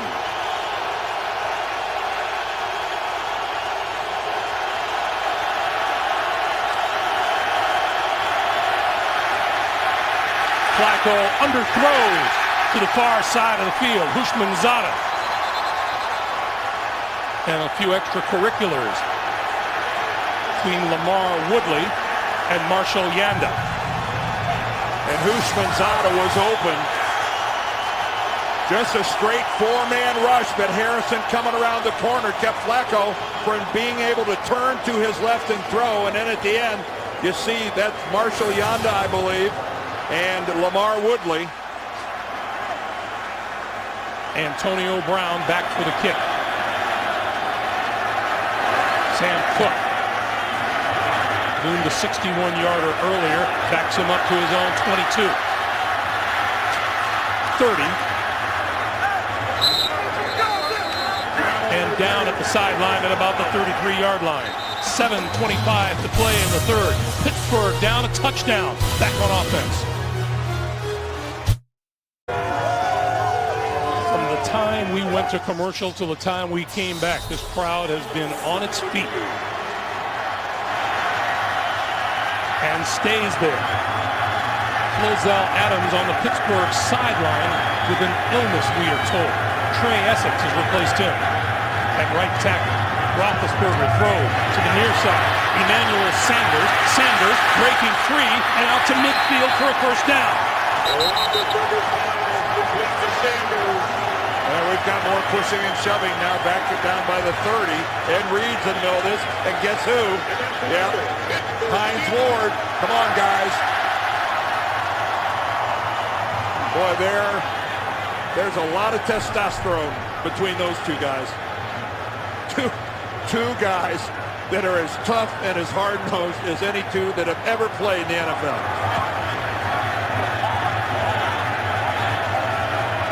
First down, Steelers at midfield. And Roethlisberger just keeps it for about 2 or 3 yards. Well, it's been an interesting 3rd quarter for the Pittsburgh Steelers. James Harrison gets in there. He gets a sack on Flacco. And then this huge turnover as Ray Rice fumbles the ball after being hit by Ryan Clark. And then comes back a relatively easy touchdown pass to Heath Miller. And game on.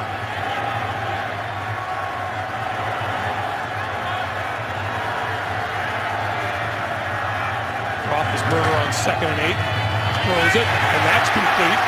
Emmanuel Sanders with the catch inside the 40 and another first down. You know, this is a Pittsburgh offense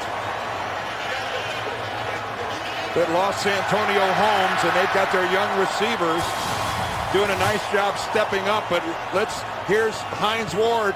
You think look at him go after Ed Reed. Ed Reed puts out, hey, that's nothing wrong with that. He's blocking downfield.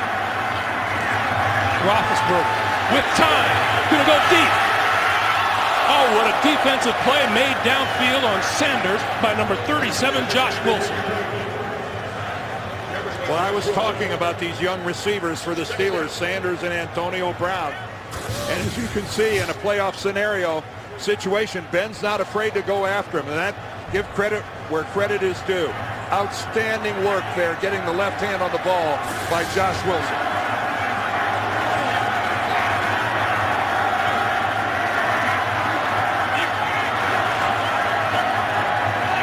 On 2nd and 10, end around. Not going to work. Mike Wallace wrapped up by Ellerby. Man, Donnell Ellerby, he honored his responsibilities. He's supposed to get upfield. Don't pursue the football until you are in a position where nothing can get around you. And that, boy, that's, you know, it's just doing your job. Sounds simple. It's so easy, though, to go chase something and then have somebody get outside. Loss of 6 makes it 3rd and 16.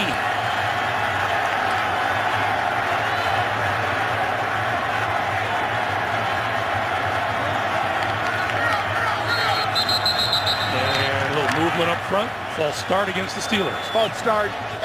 79 to the offense. 5-yard penalty. Still 3rd down. Trey Essex is in there playing right tackle because Flozell Adams is over on the sideline, and we're being told that he's got some sort of an illness that is keeping him from playing. And that would be the 3rd right tackle for the Steelers this year. Before training camp even started, they lost Willie Colon, their normal starter, with an Achilles. They signed Flozell. He's played all year. Now Essex is having to pick up the slack. Tackle has been a sore point for Mike Tomlin and the Steelers. On 3rd and 21, Roethlisberger. Gonna go deep. Incomplete. 2 receivers down there. And DeJuan Landry appeared to be the one to bat the ball away.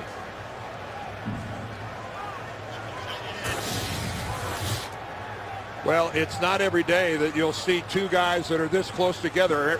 Antoine Randall turns upfield. James Sanders to the inside. Kapanos puts this one up high. And they're going to let it bounce and down it inside the 5. And we have a penalty marker on the far side of the field. Baltimore might have had too many men.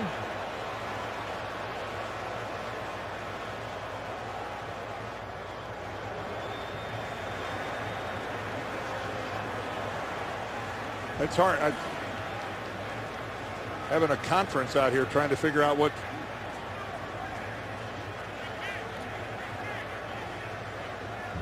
It looked like Baltimore was trying to run some people off the field.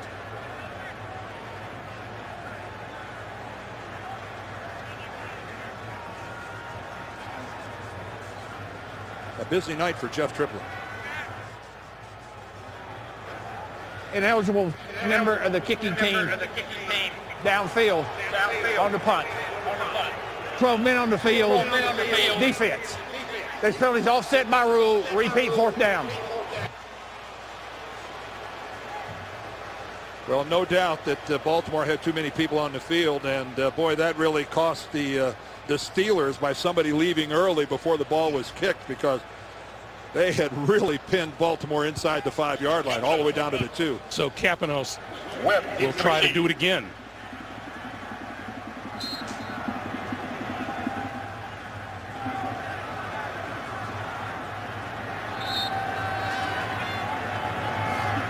Once again, Webb deep inside of his own 10.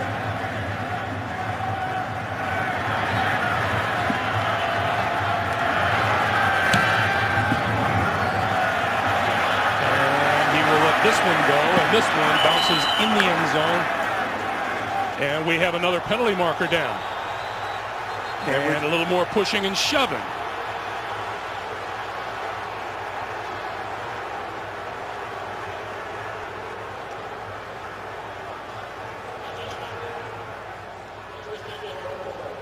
But the penalty marker is back upfield at about the 43-yard line.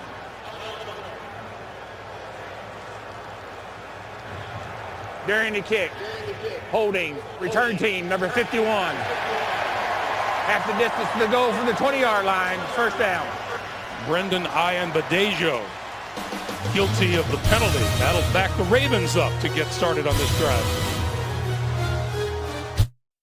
-4 yards this third quarter, start from their own 10.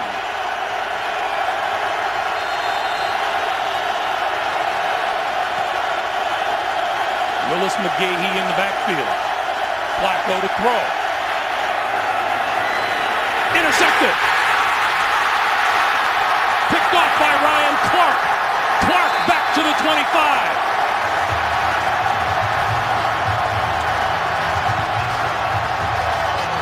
Another one of those turnovers.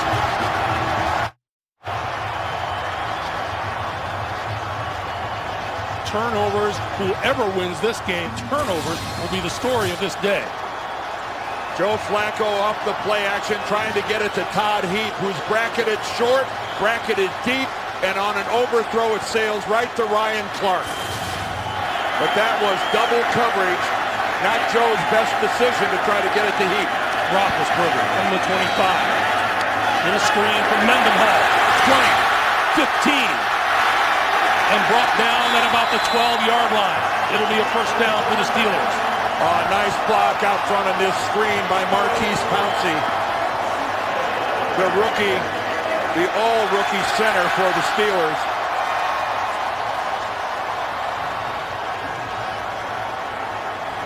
Well, first Ray Rice and then Joe Flacco. 2 turnovers in their own territory. Take a look at that guy right there. He is special. 53. The guy snapping the ball.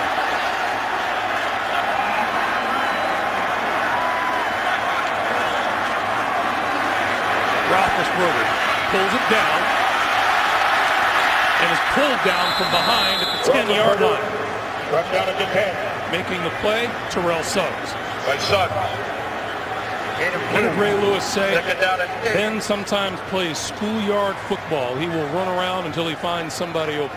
He will do that, but you know, you'd think that little quarterback clock that goes off in a quarterback's brain would know Suggs has got to be closing from somewhere, because he is. On every snap, he is closing. Pittsburgh has made red zone trips count tonight. Here's Suggs at the bottom, lined up on Jonathan Scott. Little flip inside the 10 to the 8-yard line is Heath Miller. And Chris Carr making the stop. You know, Chris Carr is playing a really good football game today. You know, he was a question mark as to whether or not he was even going to be able to go. He's got a hamstring that was really limited his practice, and John Harbaugh told us, man, I sure hope he can go, because he knows the routes the Steelers run better than anybody we have except Ed Reed, and we need him out there. Well, he's not only played, but he's played really well. An anxious Joe Flacco looking on from the Baltimore sideline. And we get a timeout called by Roethlisberger as time was winding down on the play clock. 30-second timeout. So Pittsburgh uses its first timeout here in the second half. And what we saw, at least in the initial lineup, was that Pittsburgh and Roethlisberger are going to spread the field with 5 receivers. Well, now you got to wonder, though, that they've already shown that to the Ravens, that they won't try to maybe change formations and do something different. You don't want to give your opponent 120 seconds to realize what it is you're going to do. So this is a little chess game right now going on between Bruce Arians, the Steelers offensive coordinator, and Greg Madison, the DC for the Ravens. But turnovers have been the story here in the second half, just like they were in the first half. How about Anquan Bolden? One catch for -2 yards on the day. As Roethlisberger spreads the field. 3rd and 6. They can get a first down without a touchdown. And Hines Ward only has one catch as well. A couple big names. Roethlisberger over the middle of the goal line. Touchdown, Hines Ward. Yep. He now has 2.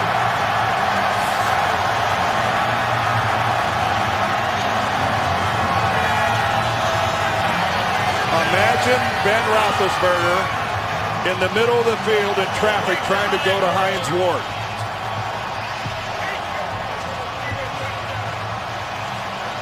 Boy, he threw a bullet, too. Yes, he did.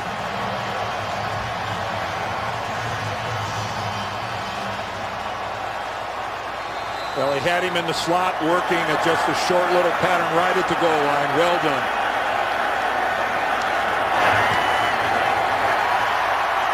What a turnaround in the second half. In the first half, it was Pittsburgh mistakes and Baltimore capitalizing, and the exact opposite has happened here in the second half. Well, another touchdown scored off a turnover, and this was an interception by Ryan Clark.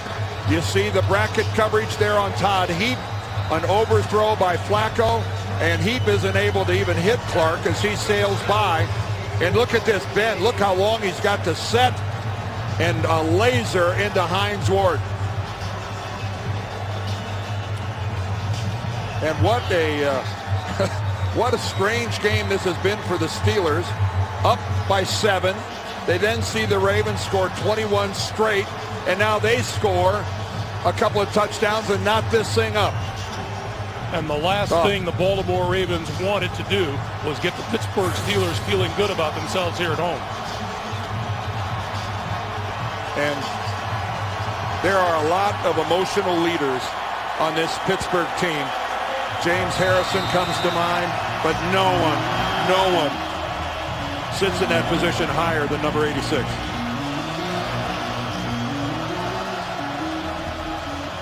Jalen Parmalee is deep. From the 6. And hit just as he crossed the 20-yard line by Larry Foote. Well, there's still 1 minute and 15 left here in the third quarter, but we've had a lot of action going on to this point.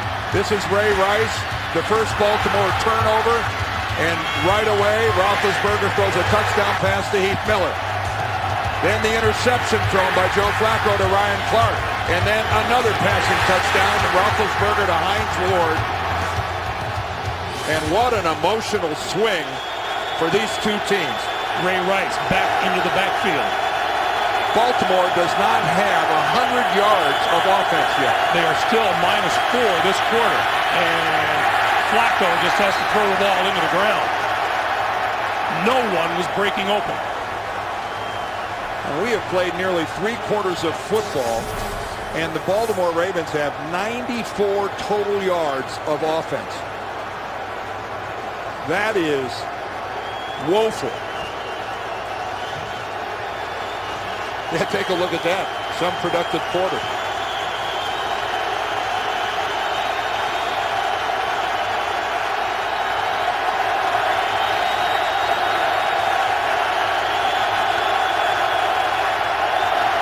Lost the football.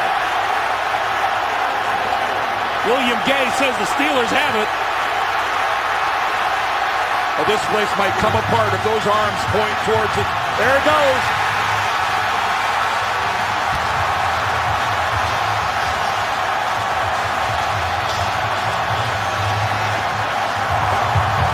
I'm not sure if Joe Flacco was ready for the snap.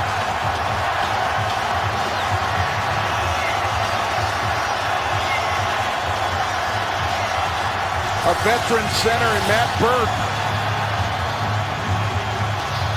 But Joe didn't have his hands. He didn't have his hands in position to receive the snap. And there you see Burke and Flacco talking. No, I'm sorry, that's Matt Burke right there. But it didn't appear to me that Joe Flacco had his hands under center in preparation of receiving the snap. What a meltdown here by the Ravens. And at the break, we said the Steelers were not playing Steeler football. They sure are now. This is Mendenhall inside the 20 to the 18. Let's go back to the snap by Matt Burke. Well, again, there's Joe's hands, but I can't tell from that angle. I don't know if Joe has both of them there or how. I can't tell 100% what happened. At first glance, I didn't think he had his hands in there at all. Now, when I looked at it that time, it looked like they were partially there.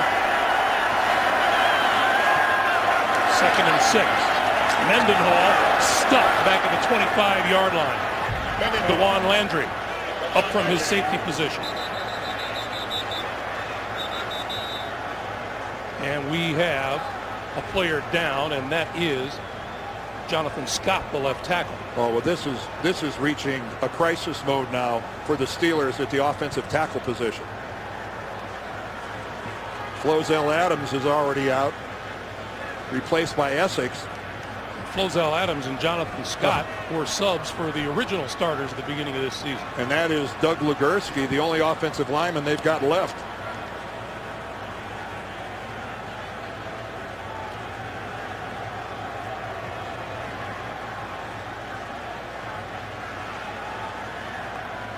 Well, Flacco and Burke are talking about something over there, about that snap.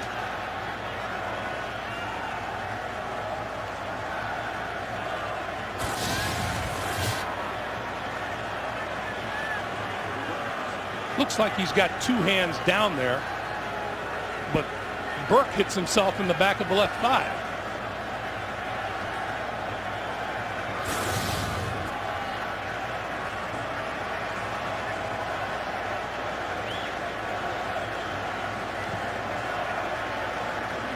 Jonathan Scott still struggling down on the field. This is really serious now for the Steelers in terms of the health of their offensive line.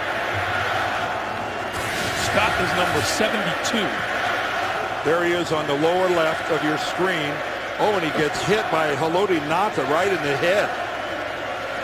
Ngata's on his way to make the tackle, and it looks like his shoulder pads and his upper arm collide with the side of Scott's head. And that arm, by the way, on Haloti Ngata is bigger than most people's legs.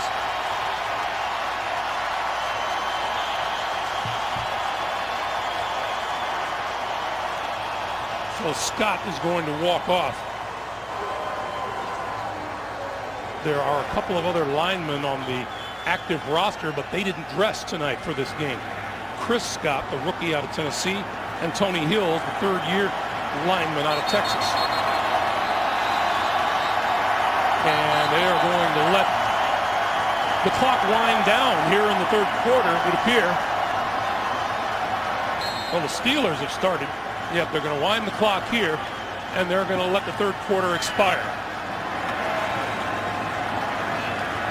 So as we change ends, we come to the end of 3. And the Steelers and the Ravens are tied at 21.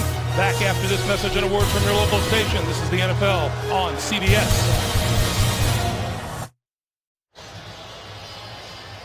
Along with the best crew in the business.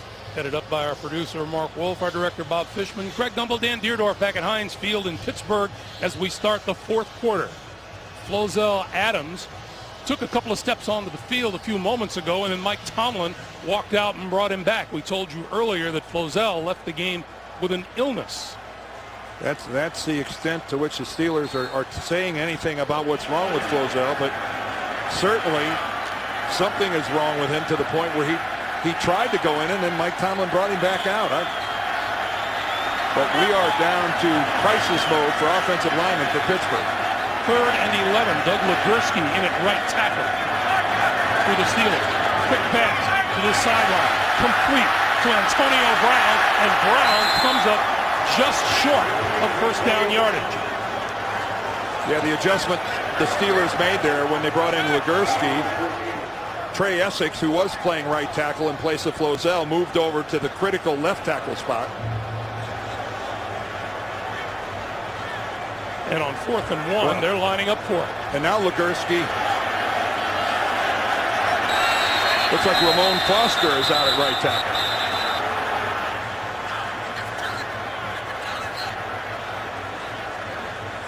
And we get a penalty or a challenge flag thrown by John Harbaugh on the far side of the field.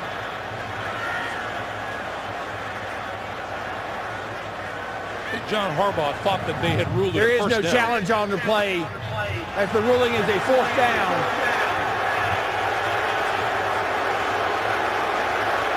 Coach Harbaugh didn't think it was a first down either. So let's see what the Steelers do.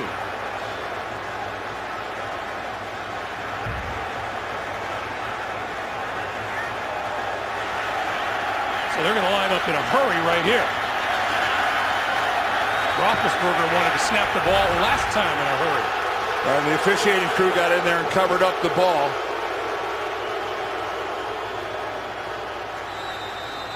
So now they will wind the clock. No one jumps. Roethlisberger not getting anyone to jump. Still not getting one to jump, and now he's going to try to sneak. And he gets it. Yeah. With about second or third or fourth effort. Well, that was pretty crafty by the Steelers, because after those two initial fakes, you're thinking, well, this is nothing more than a ploy to draw them off sides, and we'll go ahead and kick the field goal. That was pretty darn smart and crafty and risky. Nobody ever said Mike Tomlin isn't a head coach who's going to take chances. And this is just being a big, strong guy who keeps digging. And that's what Roethlisberger did. His offensive line kept fighting. 8 first downs for Pittsburgh in this half to none for Baltimore. Roethlisberger, end zone incomplete. Hines Ward, the intended receiver, covered by Josh Wilson.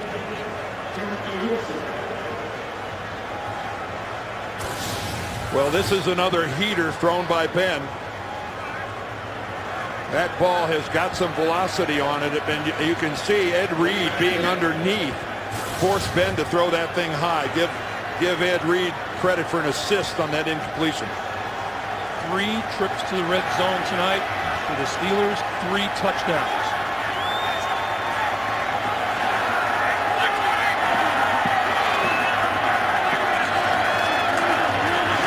Wallace with a blocker. Tripped up at the 9 and is called down at the 8. Oh, and I think Mike Wallace would like another try at that. I think he'd like another go with that same scenario, the same defense and the same blockers out front. He's got Hines Ward out here making a block in front of him, Heath Miller, and he doesn't let Miller set up his block. Josh Wilson comes up and makes a heck of a play, but that was Wallace being a little too impatient. He needed to give Heath Miller a chance to get in position and then break off that block. 3rd and 6. 6 for a first down, 8 for a touchdown. Roethlisberger wrapped up and down at the 17. Terrell Suggs. Well, there are guys playing big games, and then there's Terrell Suggs. What a monster effort he's putting forth here for Baltimore. Here he is, 55. Now he's working against Trey Essex, the fill-in at left tackle. And this is a real issue. We talked about it for the Steelers now being out of linemen. Sweezen missed from 43 yards. This one will be from 35 yards out for the lead. It's a tough end, the south end.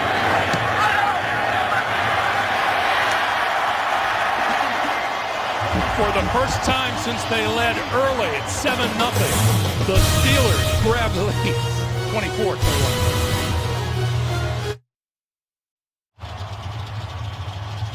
That is hardly a good omen. Baltimore today with just 94 total yards. And you just don't do that in the postseason and win football games. Well, and you can't spin off a third quarter like they did. One of the worst in a long time. Ladarius Webb, a couple of yards deep in his own end zone. Down at the 19-yard line, courtesy of Will Allen.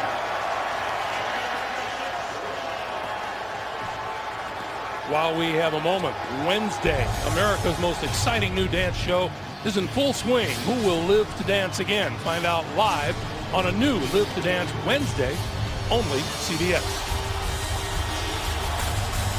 You live to dance, do you not, Dan? My goal in dancing is to just not fall down. Hardly a banner day so far for Joe Flacco. Well, they have more turnovers in the second half than they do first down. Ray Rice to about the 23. 12 minutes to play in the fourth quarter. Winner moves on to the AFC Championship game against either New England or the Jets, whoever comes up the winner here on CBS tomorrow. Well, this is still just a three-point game for the Ravens. They just have to do anything here offensively, get a couple first down, anything to restore some confidence in this offensive unit that's got to be reeling right now. Play fake to Rice. Flacco over the middle. And Rice is brought down about a yard shy of a first down. Boy, did Ray cover that up after he caught it. Looks like Terrell Suggs is trying to walk something off over there on the sidelines.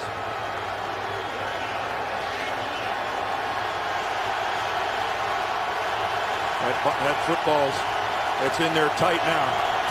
And again, you hate to see Rice with that fumble after going over 400 snaps with that one.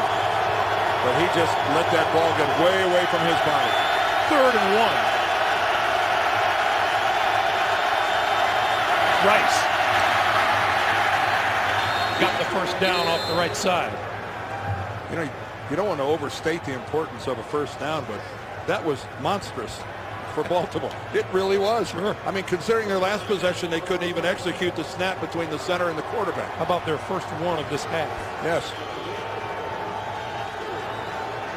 So now they only have 2 more turnovers this half game. First downs. Speaking of monstrous, that's what Terrell Suggs has been today. Oh.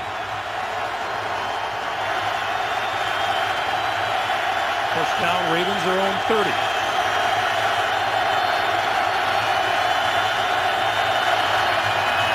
Rice for a couple.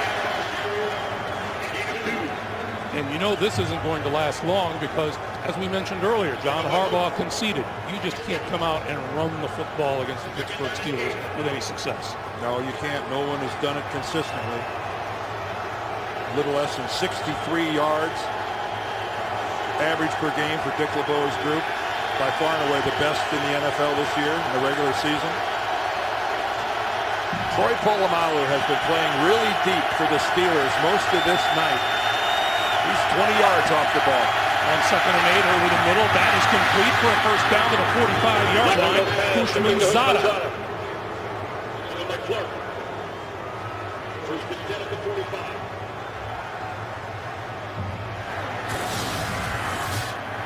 Well, let's take a look at this from the end zone. On the right is James Harrison working against Michael Orr.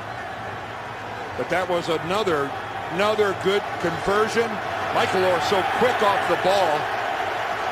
And he gets a little help from Ben Grubbs, but they keep going at it well after the pass was completed downfield. There's Polamalu dropping deep on first down. He's about 18 yards off the ball. Rice is wrapped up by Brett Kiesel.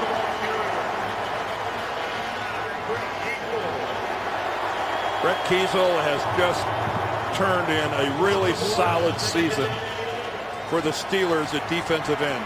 And we talked earlier about Aaron Smith being out. He has really had to hold it down on the other side. And I think he just got named as an alternate to the Pro Bowl and is going to make the trip unless, of course, the Steelers are in the Super Bowl. Lost a yard, 2nd and 11.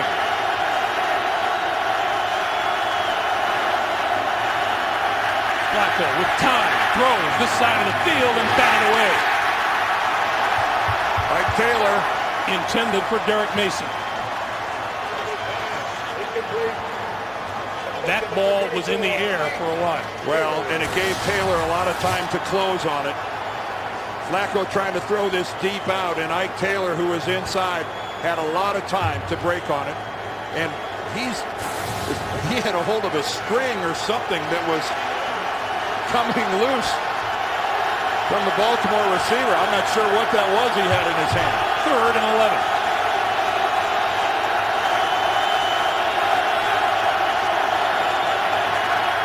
Flacco escapes once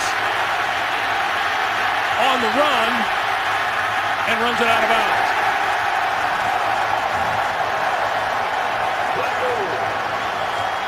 And James Harrison again involved in the pursuit of Joe Flacco. Harrison, Michael Orr, number 74. That time Harrison gets the corner, and Joe Flacco did a great job not having that ball stripped. But look at Harrison still going after him. That is all James Harrison. Look how he tomahawks for that football.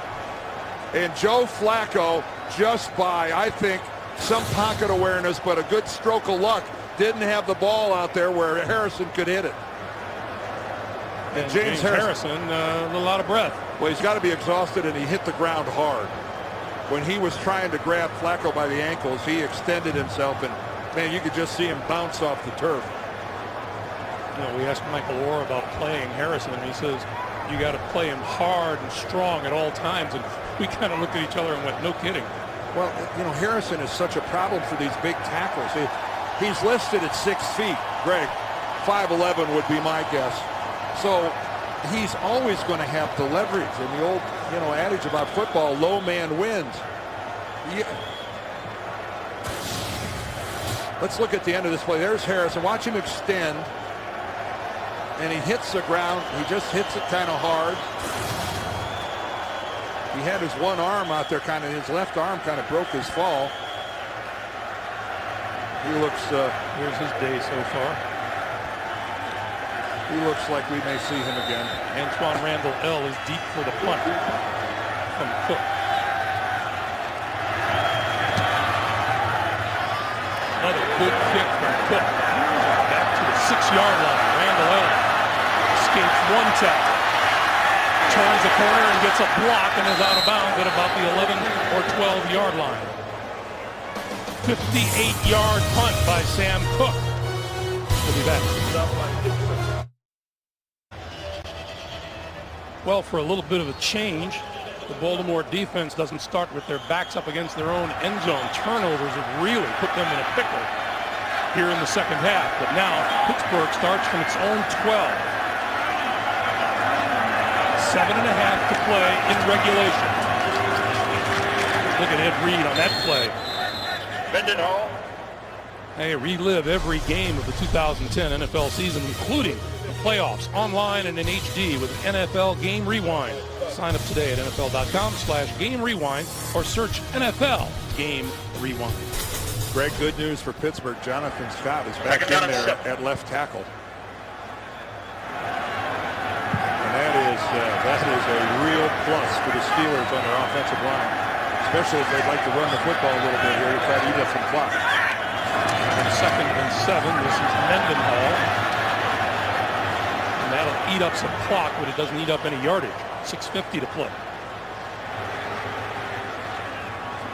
Well, now you almost certainly have to put the ball in Big Ben's hands and see if he can create something.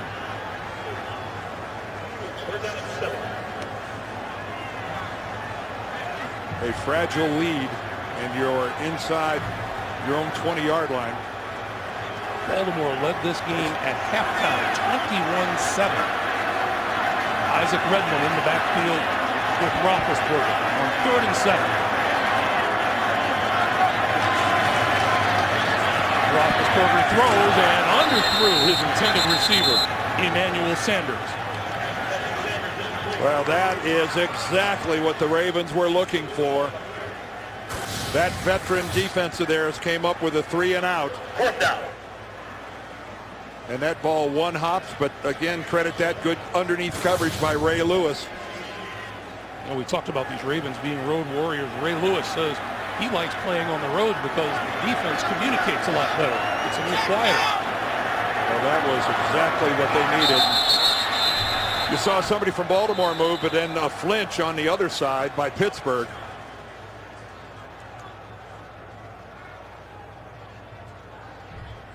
If that Baltimore guy was in the neutral zone, it'd be on them. If not, it'll be a false start on Pittsburgh.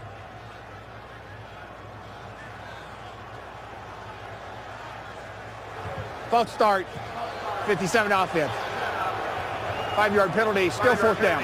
That'll be a 5-yard flinch.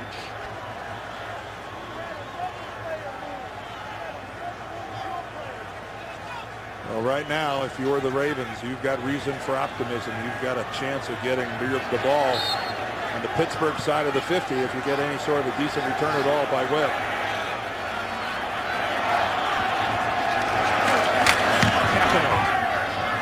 Not the greatest kick. Webb. 40. 30. Ladarius Webb down the sideline to the end zone for the touchdown. There's a flag. They're going to call holding back around the 18 or 19-yard line. This almost certainly is going to come back. Marcus Smith.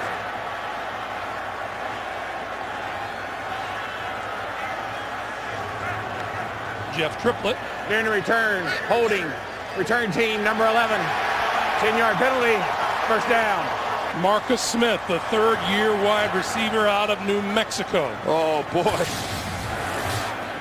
Let's look on the right side of the screen right here. There's Smith. Working against his Ed McFadden. You can see he pulls him to the ground. No, actually, that was Will Allen, number 26, right here.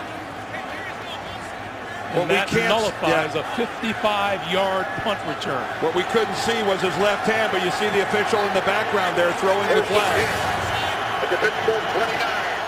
So instead, it's the Ravens at the Pittsburgh 29.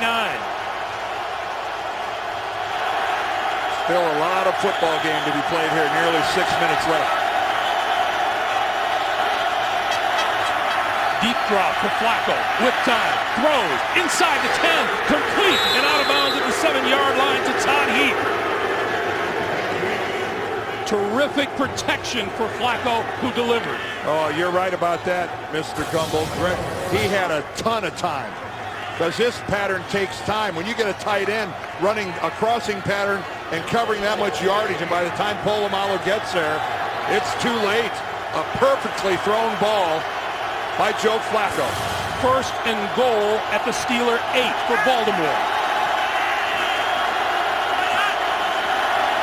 McGahee to about the 6. Offensively, it's been a horrible second half for the Baltimore Ravens. A fumble, a punt, an interception, a fumble, and a punt. Well, every yard on this field has been contested by both of these teams' defenses. The Steelers barely have over 200 yards offense. They got 202. The Ravens have only 135. Boy, I mean, this is every inch on this field has been fought over. Second and goal.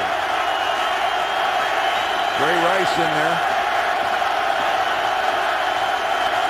Ray Rice with the football. Going nowhere.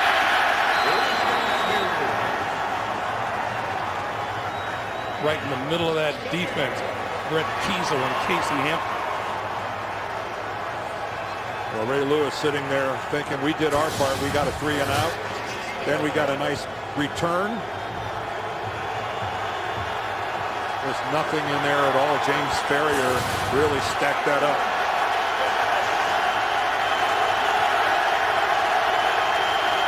.4:10 to play.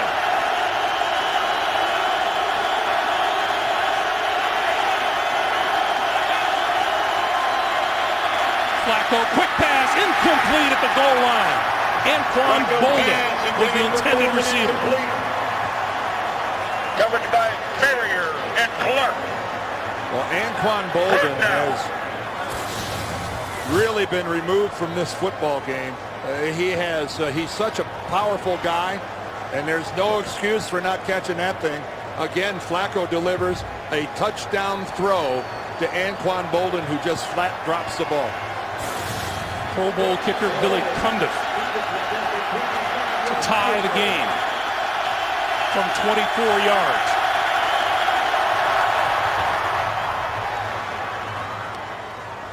Kick is good. 24-24, Ravens and Steelers.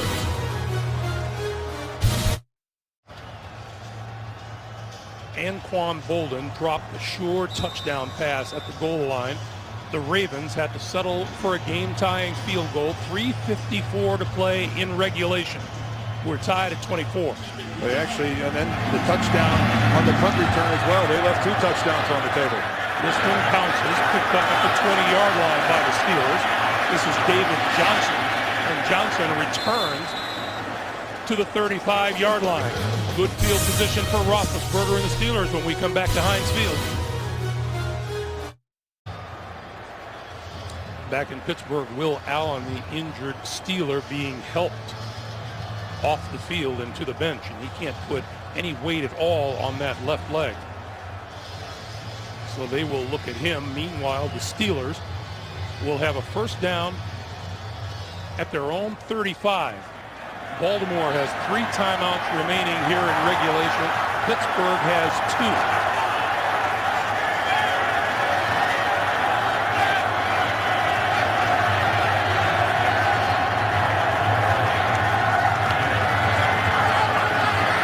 Roethlisberger shakes the tackle. Throw to the sideline, incomplete. Strong as a bull. Baltimore, Pittsburgh trying to determine a trip to the AFC Championship game. They'll do the same thing in Foxborough tomorrow. The NFL on CBS puts on AFC Divisional playoff action. Mark Sanchez and the Jets against Tom Brady and the Patriots, and the excitement begins with a special playoff edition of the NFL Today. America's just not talking about that game, though. I haven't seen 2 teams go at it like that in the press in a long, long time. That ought to be something else. Since Baltimore and Pittsburgh, 2nd and 10. Roethlisberger with all kinds of time. Throws. Incomplete. Mike Wallace, the intended receiver. Ladarius Webb with the coverage.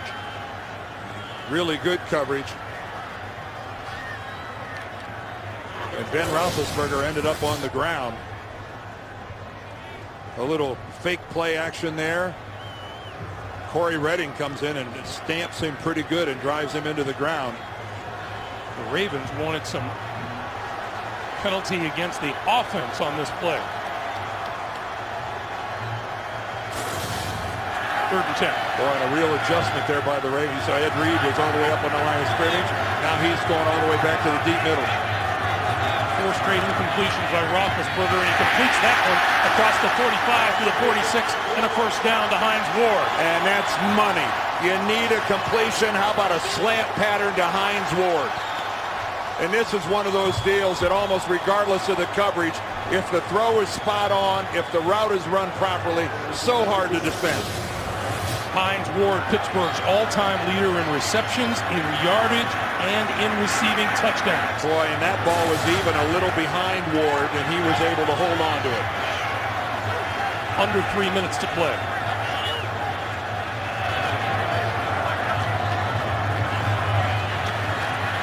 Roethlisberger pulls it down twice, and then he goes down at the 37-yard line underneath Corey Redding, number 93.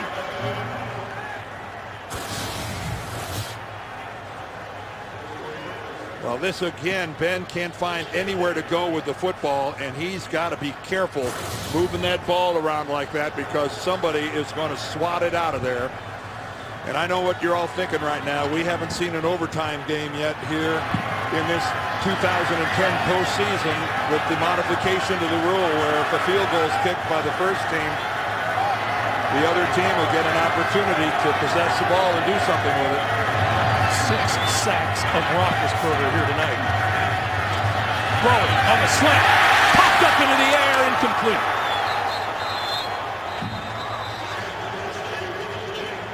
Well, Emmanuel Sanders, the intended receiver. Well, keep in mind now, Emmanuel Sanders is a rookie, and the pressure situation doesn't get much more than this. He catches the ball, but then he is drilled by Wilson and Reed, and that thing comes out, and he's not able to complete the process of catching that football. I mean, he had it, and if it wasn't for the outstanding defensive hits by those 2 guys, that would have been a Steeler first down. As it is, they're looking at 3rd and 19. And the play clock is running down. Ben's trying to figure out what to do. And he burns a timeout at the 2:07 mark.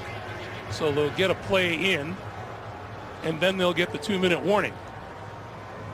And a reminder coming up, the Subway post-game show. JB, Dan, Shannon, Boomer, and Coach Bill Cowher have a recap of the Baltimore-Pittsburgh AFC Divisional playoffs here at Heinz Field, and they'll have all the latest playoff news and information and a special appearance by Subway's own Jared. It's all coming up on the Subway post-game show. Well, Greg, I'm telling you, if they don't convert this 3rd down, that timeout was a godsend. It was a few extra seconds for the Ravens on the other side. Not to mention, if they do convert it, they're down to just one timeout left. But that, you say 7 seconds isn't that much. Well, you never know. It's in a nail biter like this. Ravens late getting back onto the field as the Steelers come up to the line. 3rd and 19.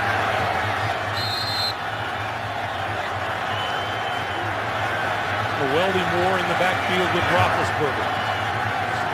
Looks like a 3-man rush for Baltimore. That's all they're showing. And that's all it is. Roethlisberger going to go deep. Caught!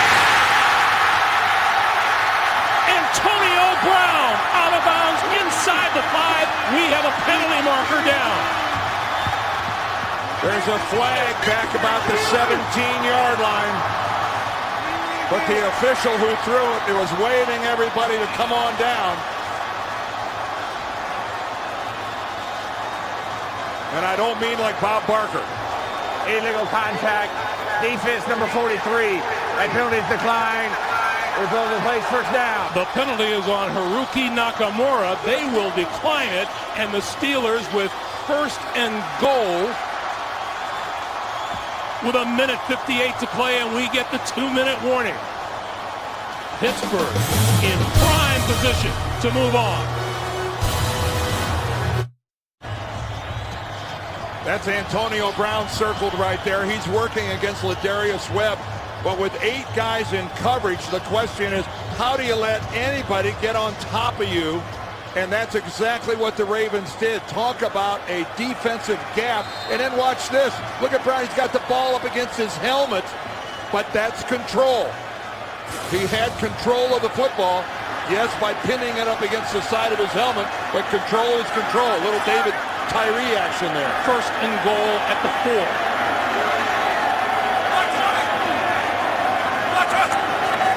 Roethlisberger going to throw it out here and complete.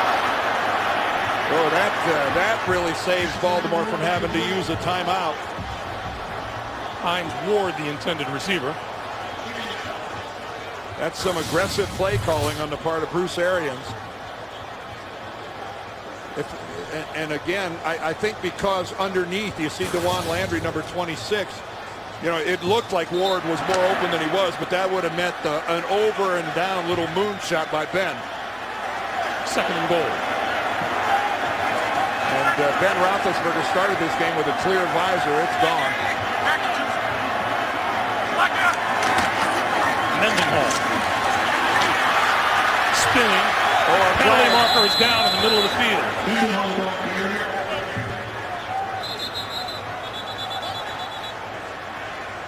And DeJuan Landry comes up pushing and shoving against Ramon Foster.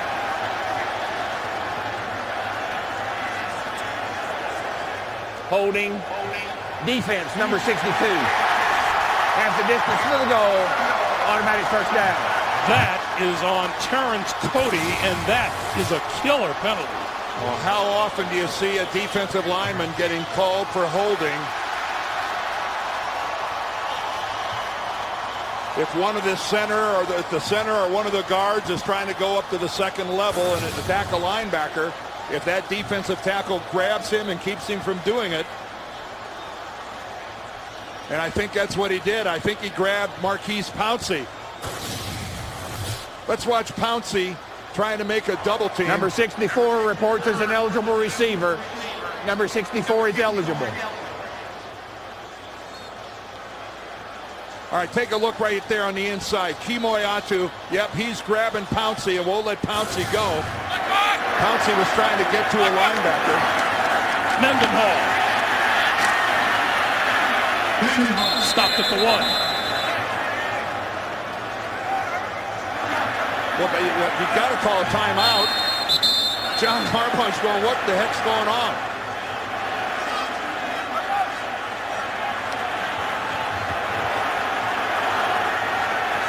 And I think as much as at his own players, Harbaugh couldn't get the attention of an official. Because he was certainly windmilling a timeout signal.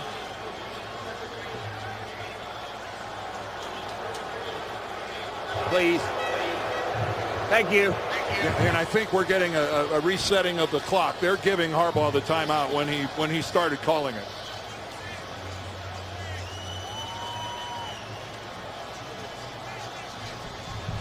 So we'll see how much time goes back on the clock while we have a moment. Once again, the Subway postgame show. JB, Dan Shannon, Boomer, Coach Cowher recapping this game. And we'll have all the latest playoff news and information. And Subway's Jared stops by the studio. Well, Baltimore still has 2 timeouts, as you see, remaining.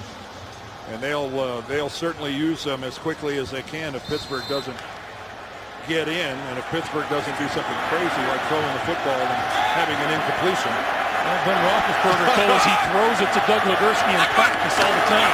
Second and goal to give, straight ahead to Mendenhall. You know how many people are trying to rip that ball out of Mendenhall's hands in that pile? Talk about all the hours in a weight room and trying to hold on to a football.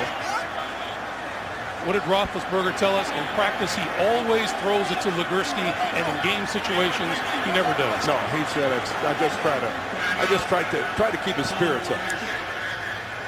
Baltimore uses its second timeout to stop the clock with 1:37.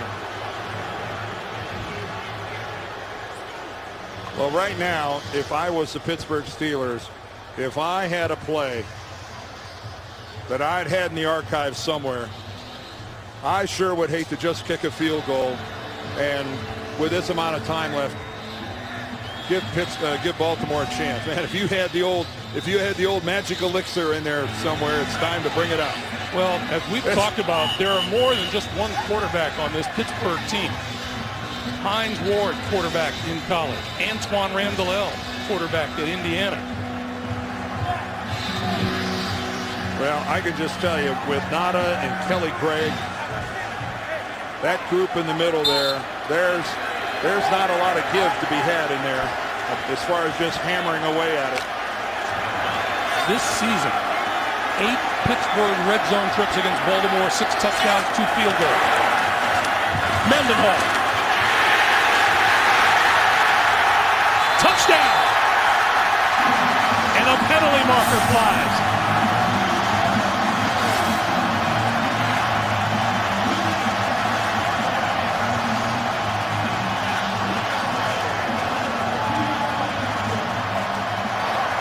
After the touchdown, unnecessary roughness, personal foul, number 68 in the offense. That penalty will be assessed on the kickoff. So that's going to affect the kickoff. Yeah, sure that penalty is on Chris Kimoyatu. Well, I don't know if Mendenhall got in on the second effort, the third effort, or the fourth effort. But what a tremendous piece of work by Rashard Mendenhall. He's got to come to a complete stop there, and then he just powers into the pile, and that is tremendous leg strength. And again, like he did in the first half, you saw Kimoyatu come into the pile late. This time he was flagged, the first time he wasn't. Sweezum's kick is good. A minute 33 to play. Pittsburgh enjoys its biggest lead with a minute and a half to play. Again, look at this little jump cut by Mendenhall going back to the inside. And this play is over, and there comes Kimoyatu flying into the pile. That is dumb, dumb, dumb. Because that will impact the upcoming kickoff. Well, they're going to have to kick off for back at the 15-yard line.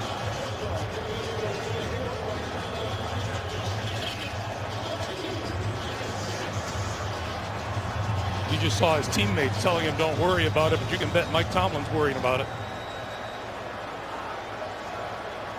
I'll say one thing about this.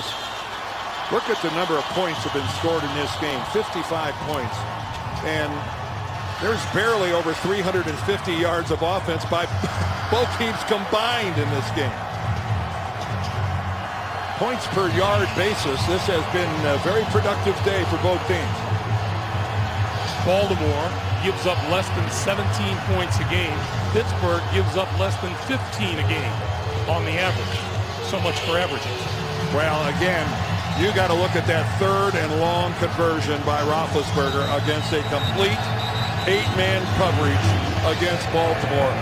And that's just remarkable that you're able to complete a pass of that distance against that defense that was called. Each team has one timeout remaining. Sweezum will kick this from his own 15-yard line. Jalen Parmalee is the return man for the Ravens. And here we go.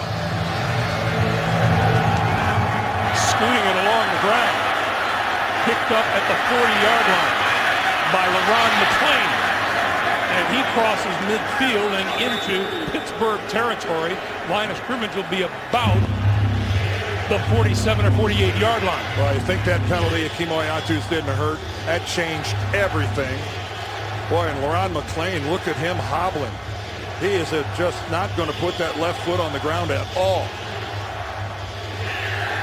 You can see he's already taped up.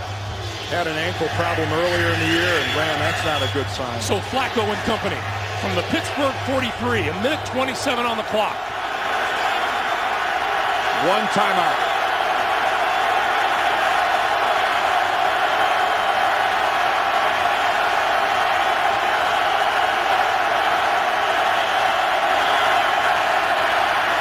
Flacco over the middle, overthrew it. Intended for Todd Heap. And Dick LeBeau changed it up there. Troy Polamalu, who's been playing very deep this game and not used very much in the blitz, comes this time on a blitz. He's picked up. He's handled.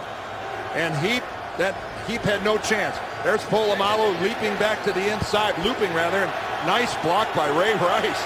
Boy, did he stick his face right in there and handle it. 2nd and 10.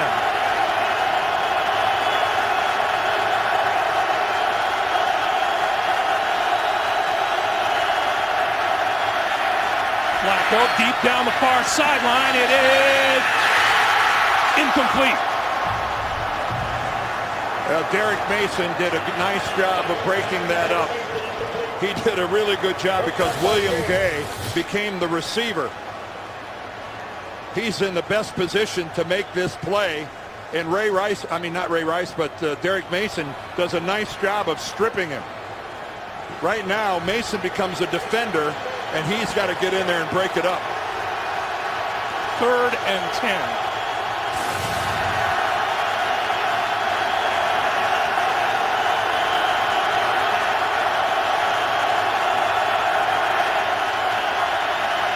Flacco under the gun and goes down. Ziggy, along with Lawrence Timmons, the 5th sack of Joe Flacco today.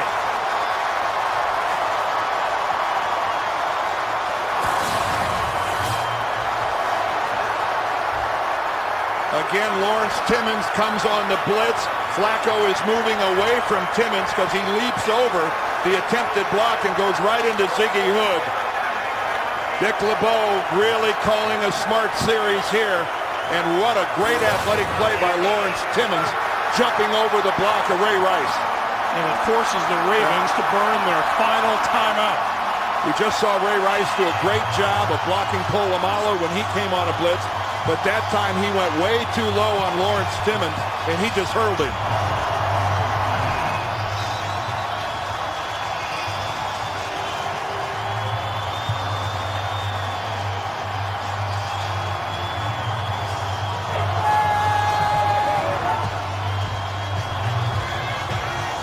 The middle of the field can be open here. It has been the last couple of plays. Flacco hasn't been able to get to it. Polamalu now 20 yards deep. 4th and 18. Flacco. Throw. Incomplete. And Houshmandzadeh had it. That was a very catchable ball. William Gay, the defender there.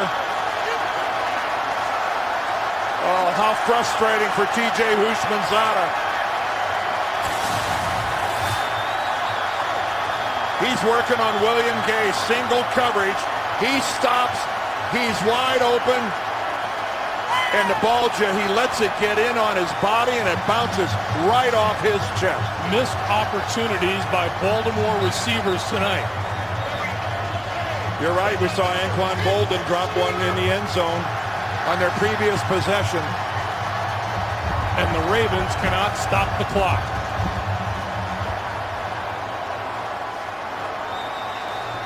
Hines Ward.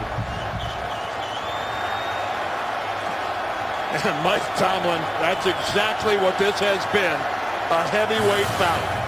But who expected a shootout, 31-24? Not I. For the second time in 3 years, Pittsburgh on its way to the AFC Championship game, and for the 5th time since 2001. Well, there's no way to sugarcoat this. This was just a disastrous half of football by the Baltimore Ravens. Just a complete self-destruction.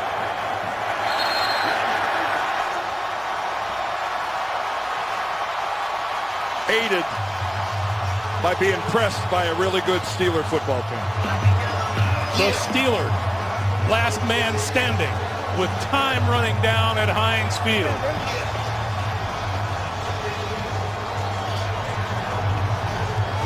And Joe Flacco just can't seem to win a game when Ben Roethlisberger's playing. Our final score at Heinz Field: Pittsburgh 31, Baltimore 24. For Dan Deerdorf and the rest of our CBS Sports crew in Pittsburgh, Greg Gumbel saying so long. Coming up next, the Subway post-game show. We will take you to New York for all of the scores and highlights after this.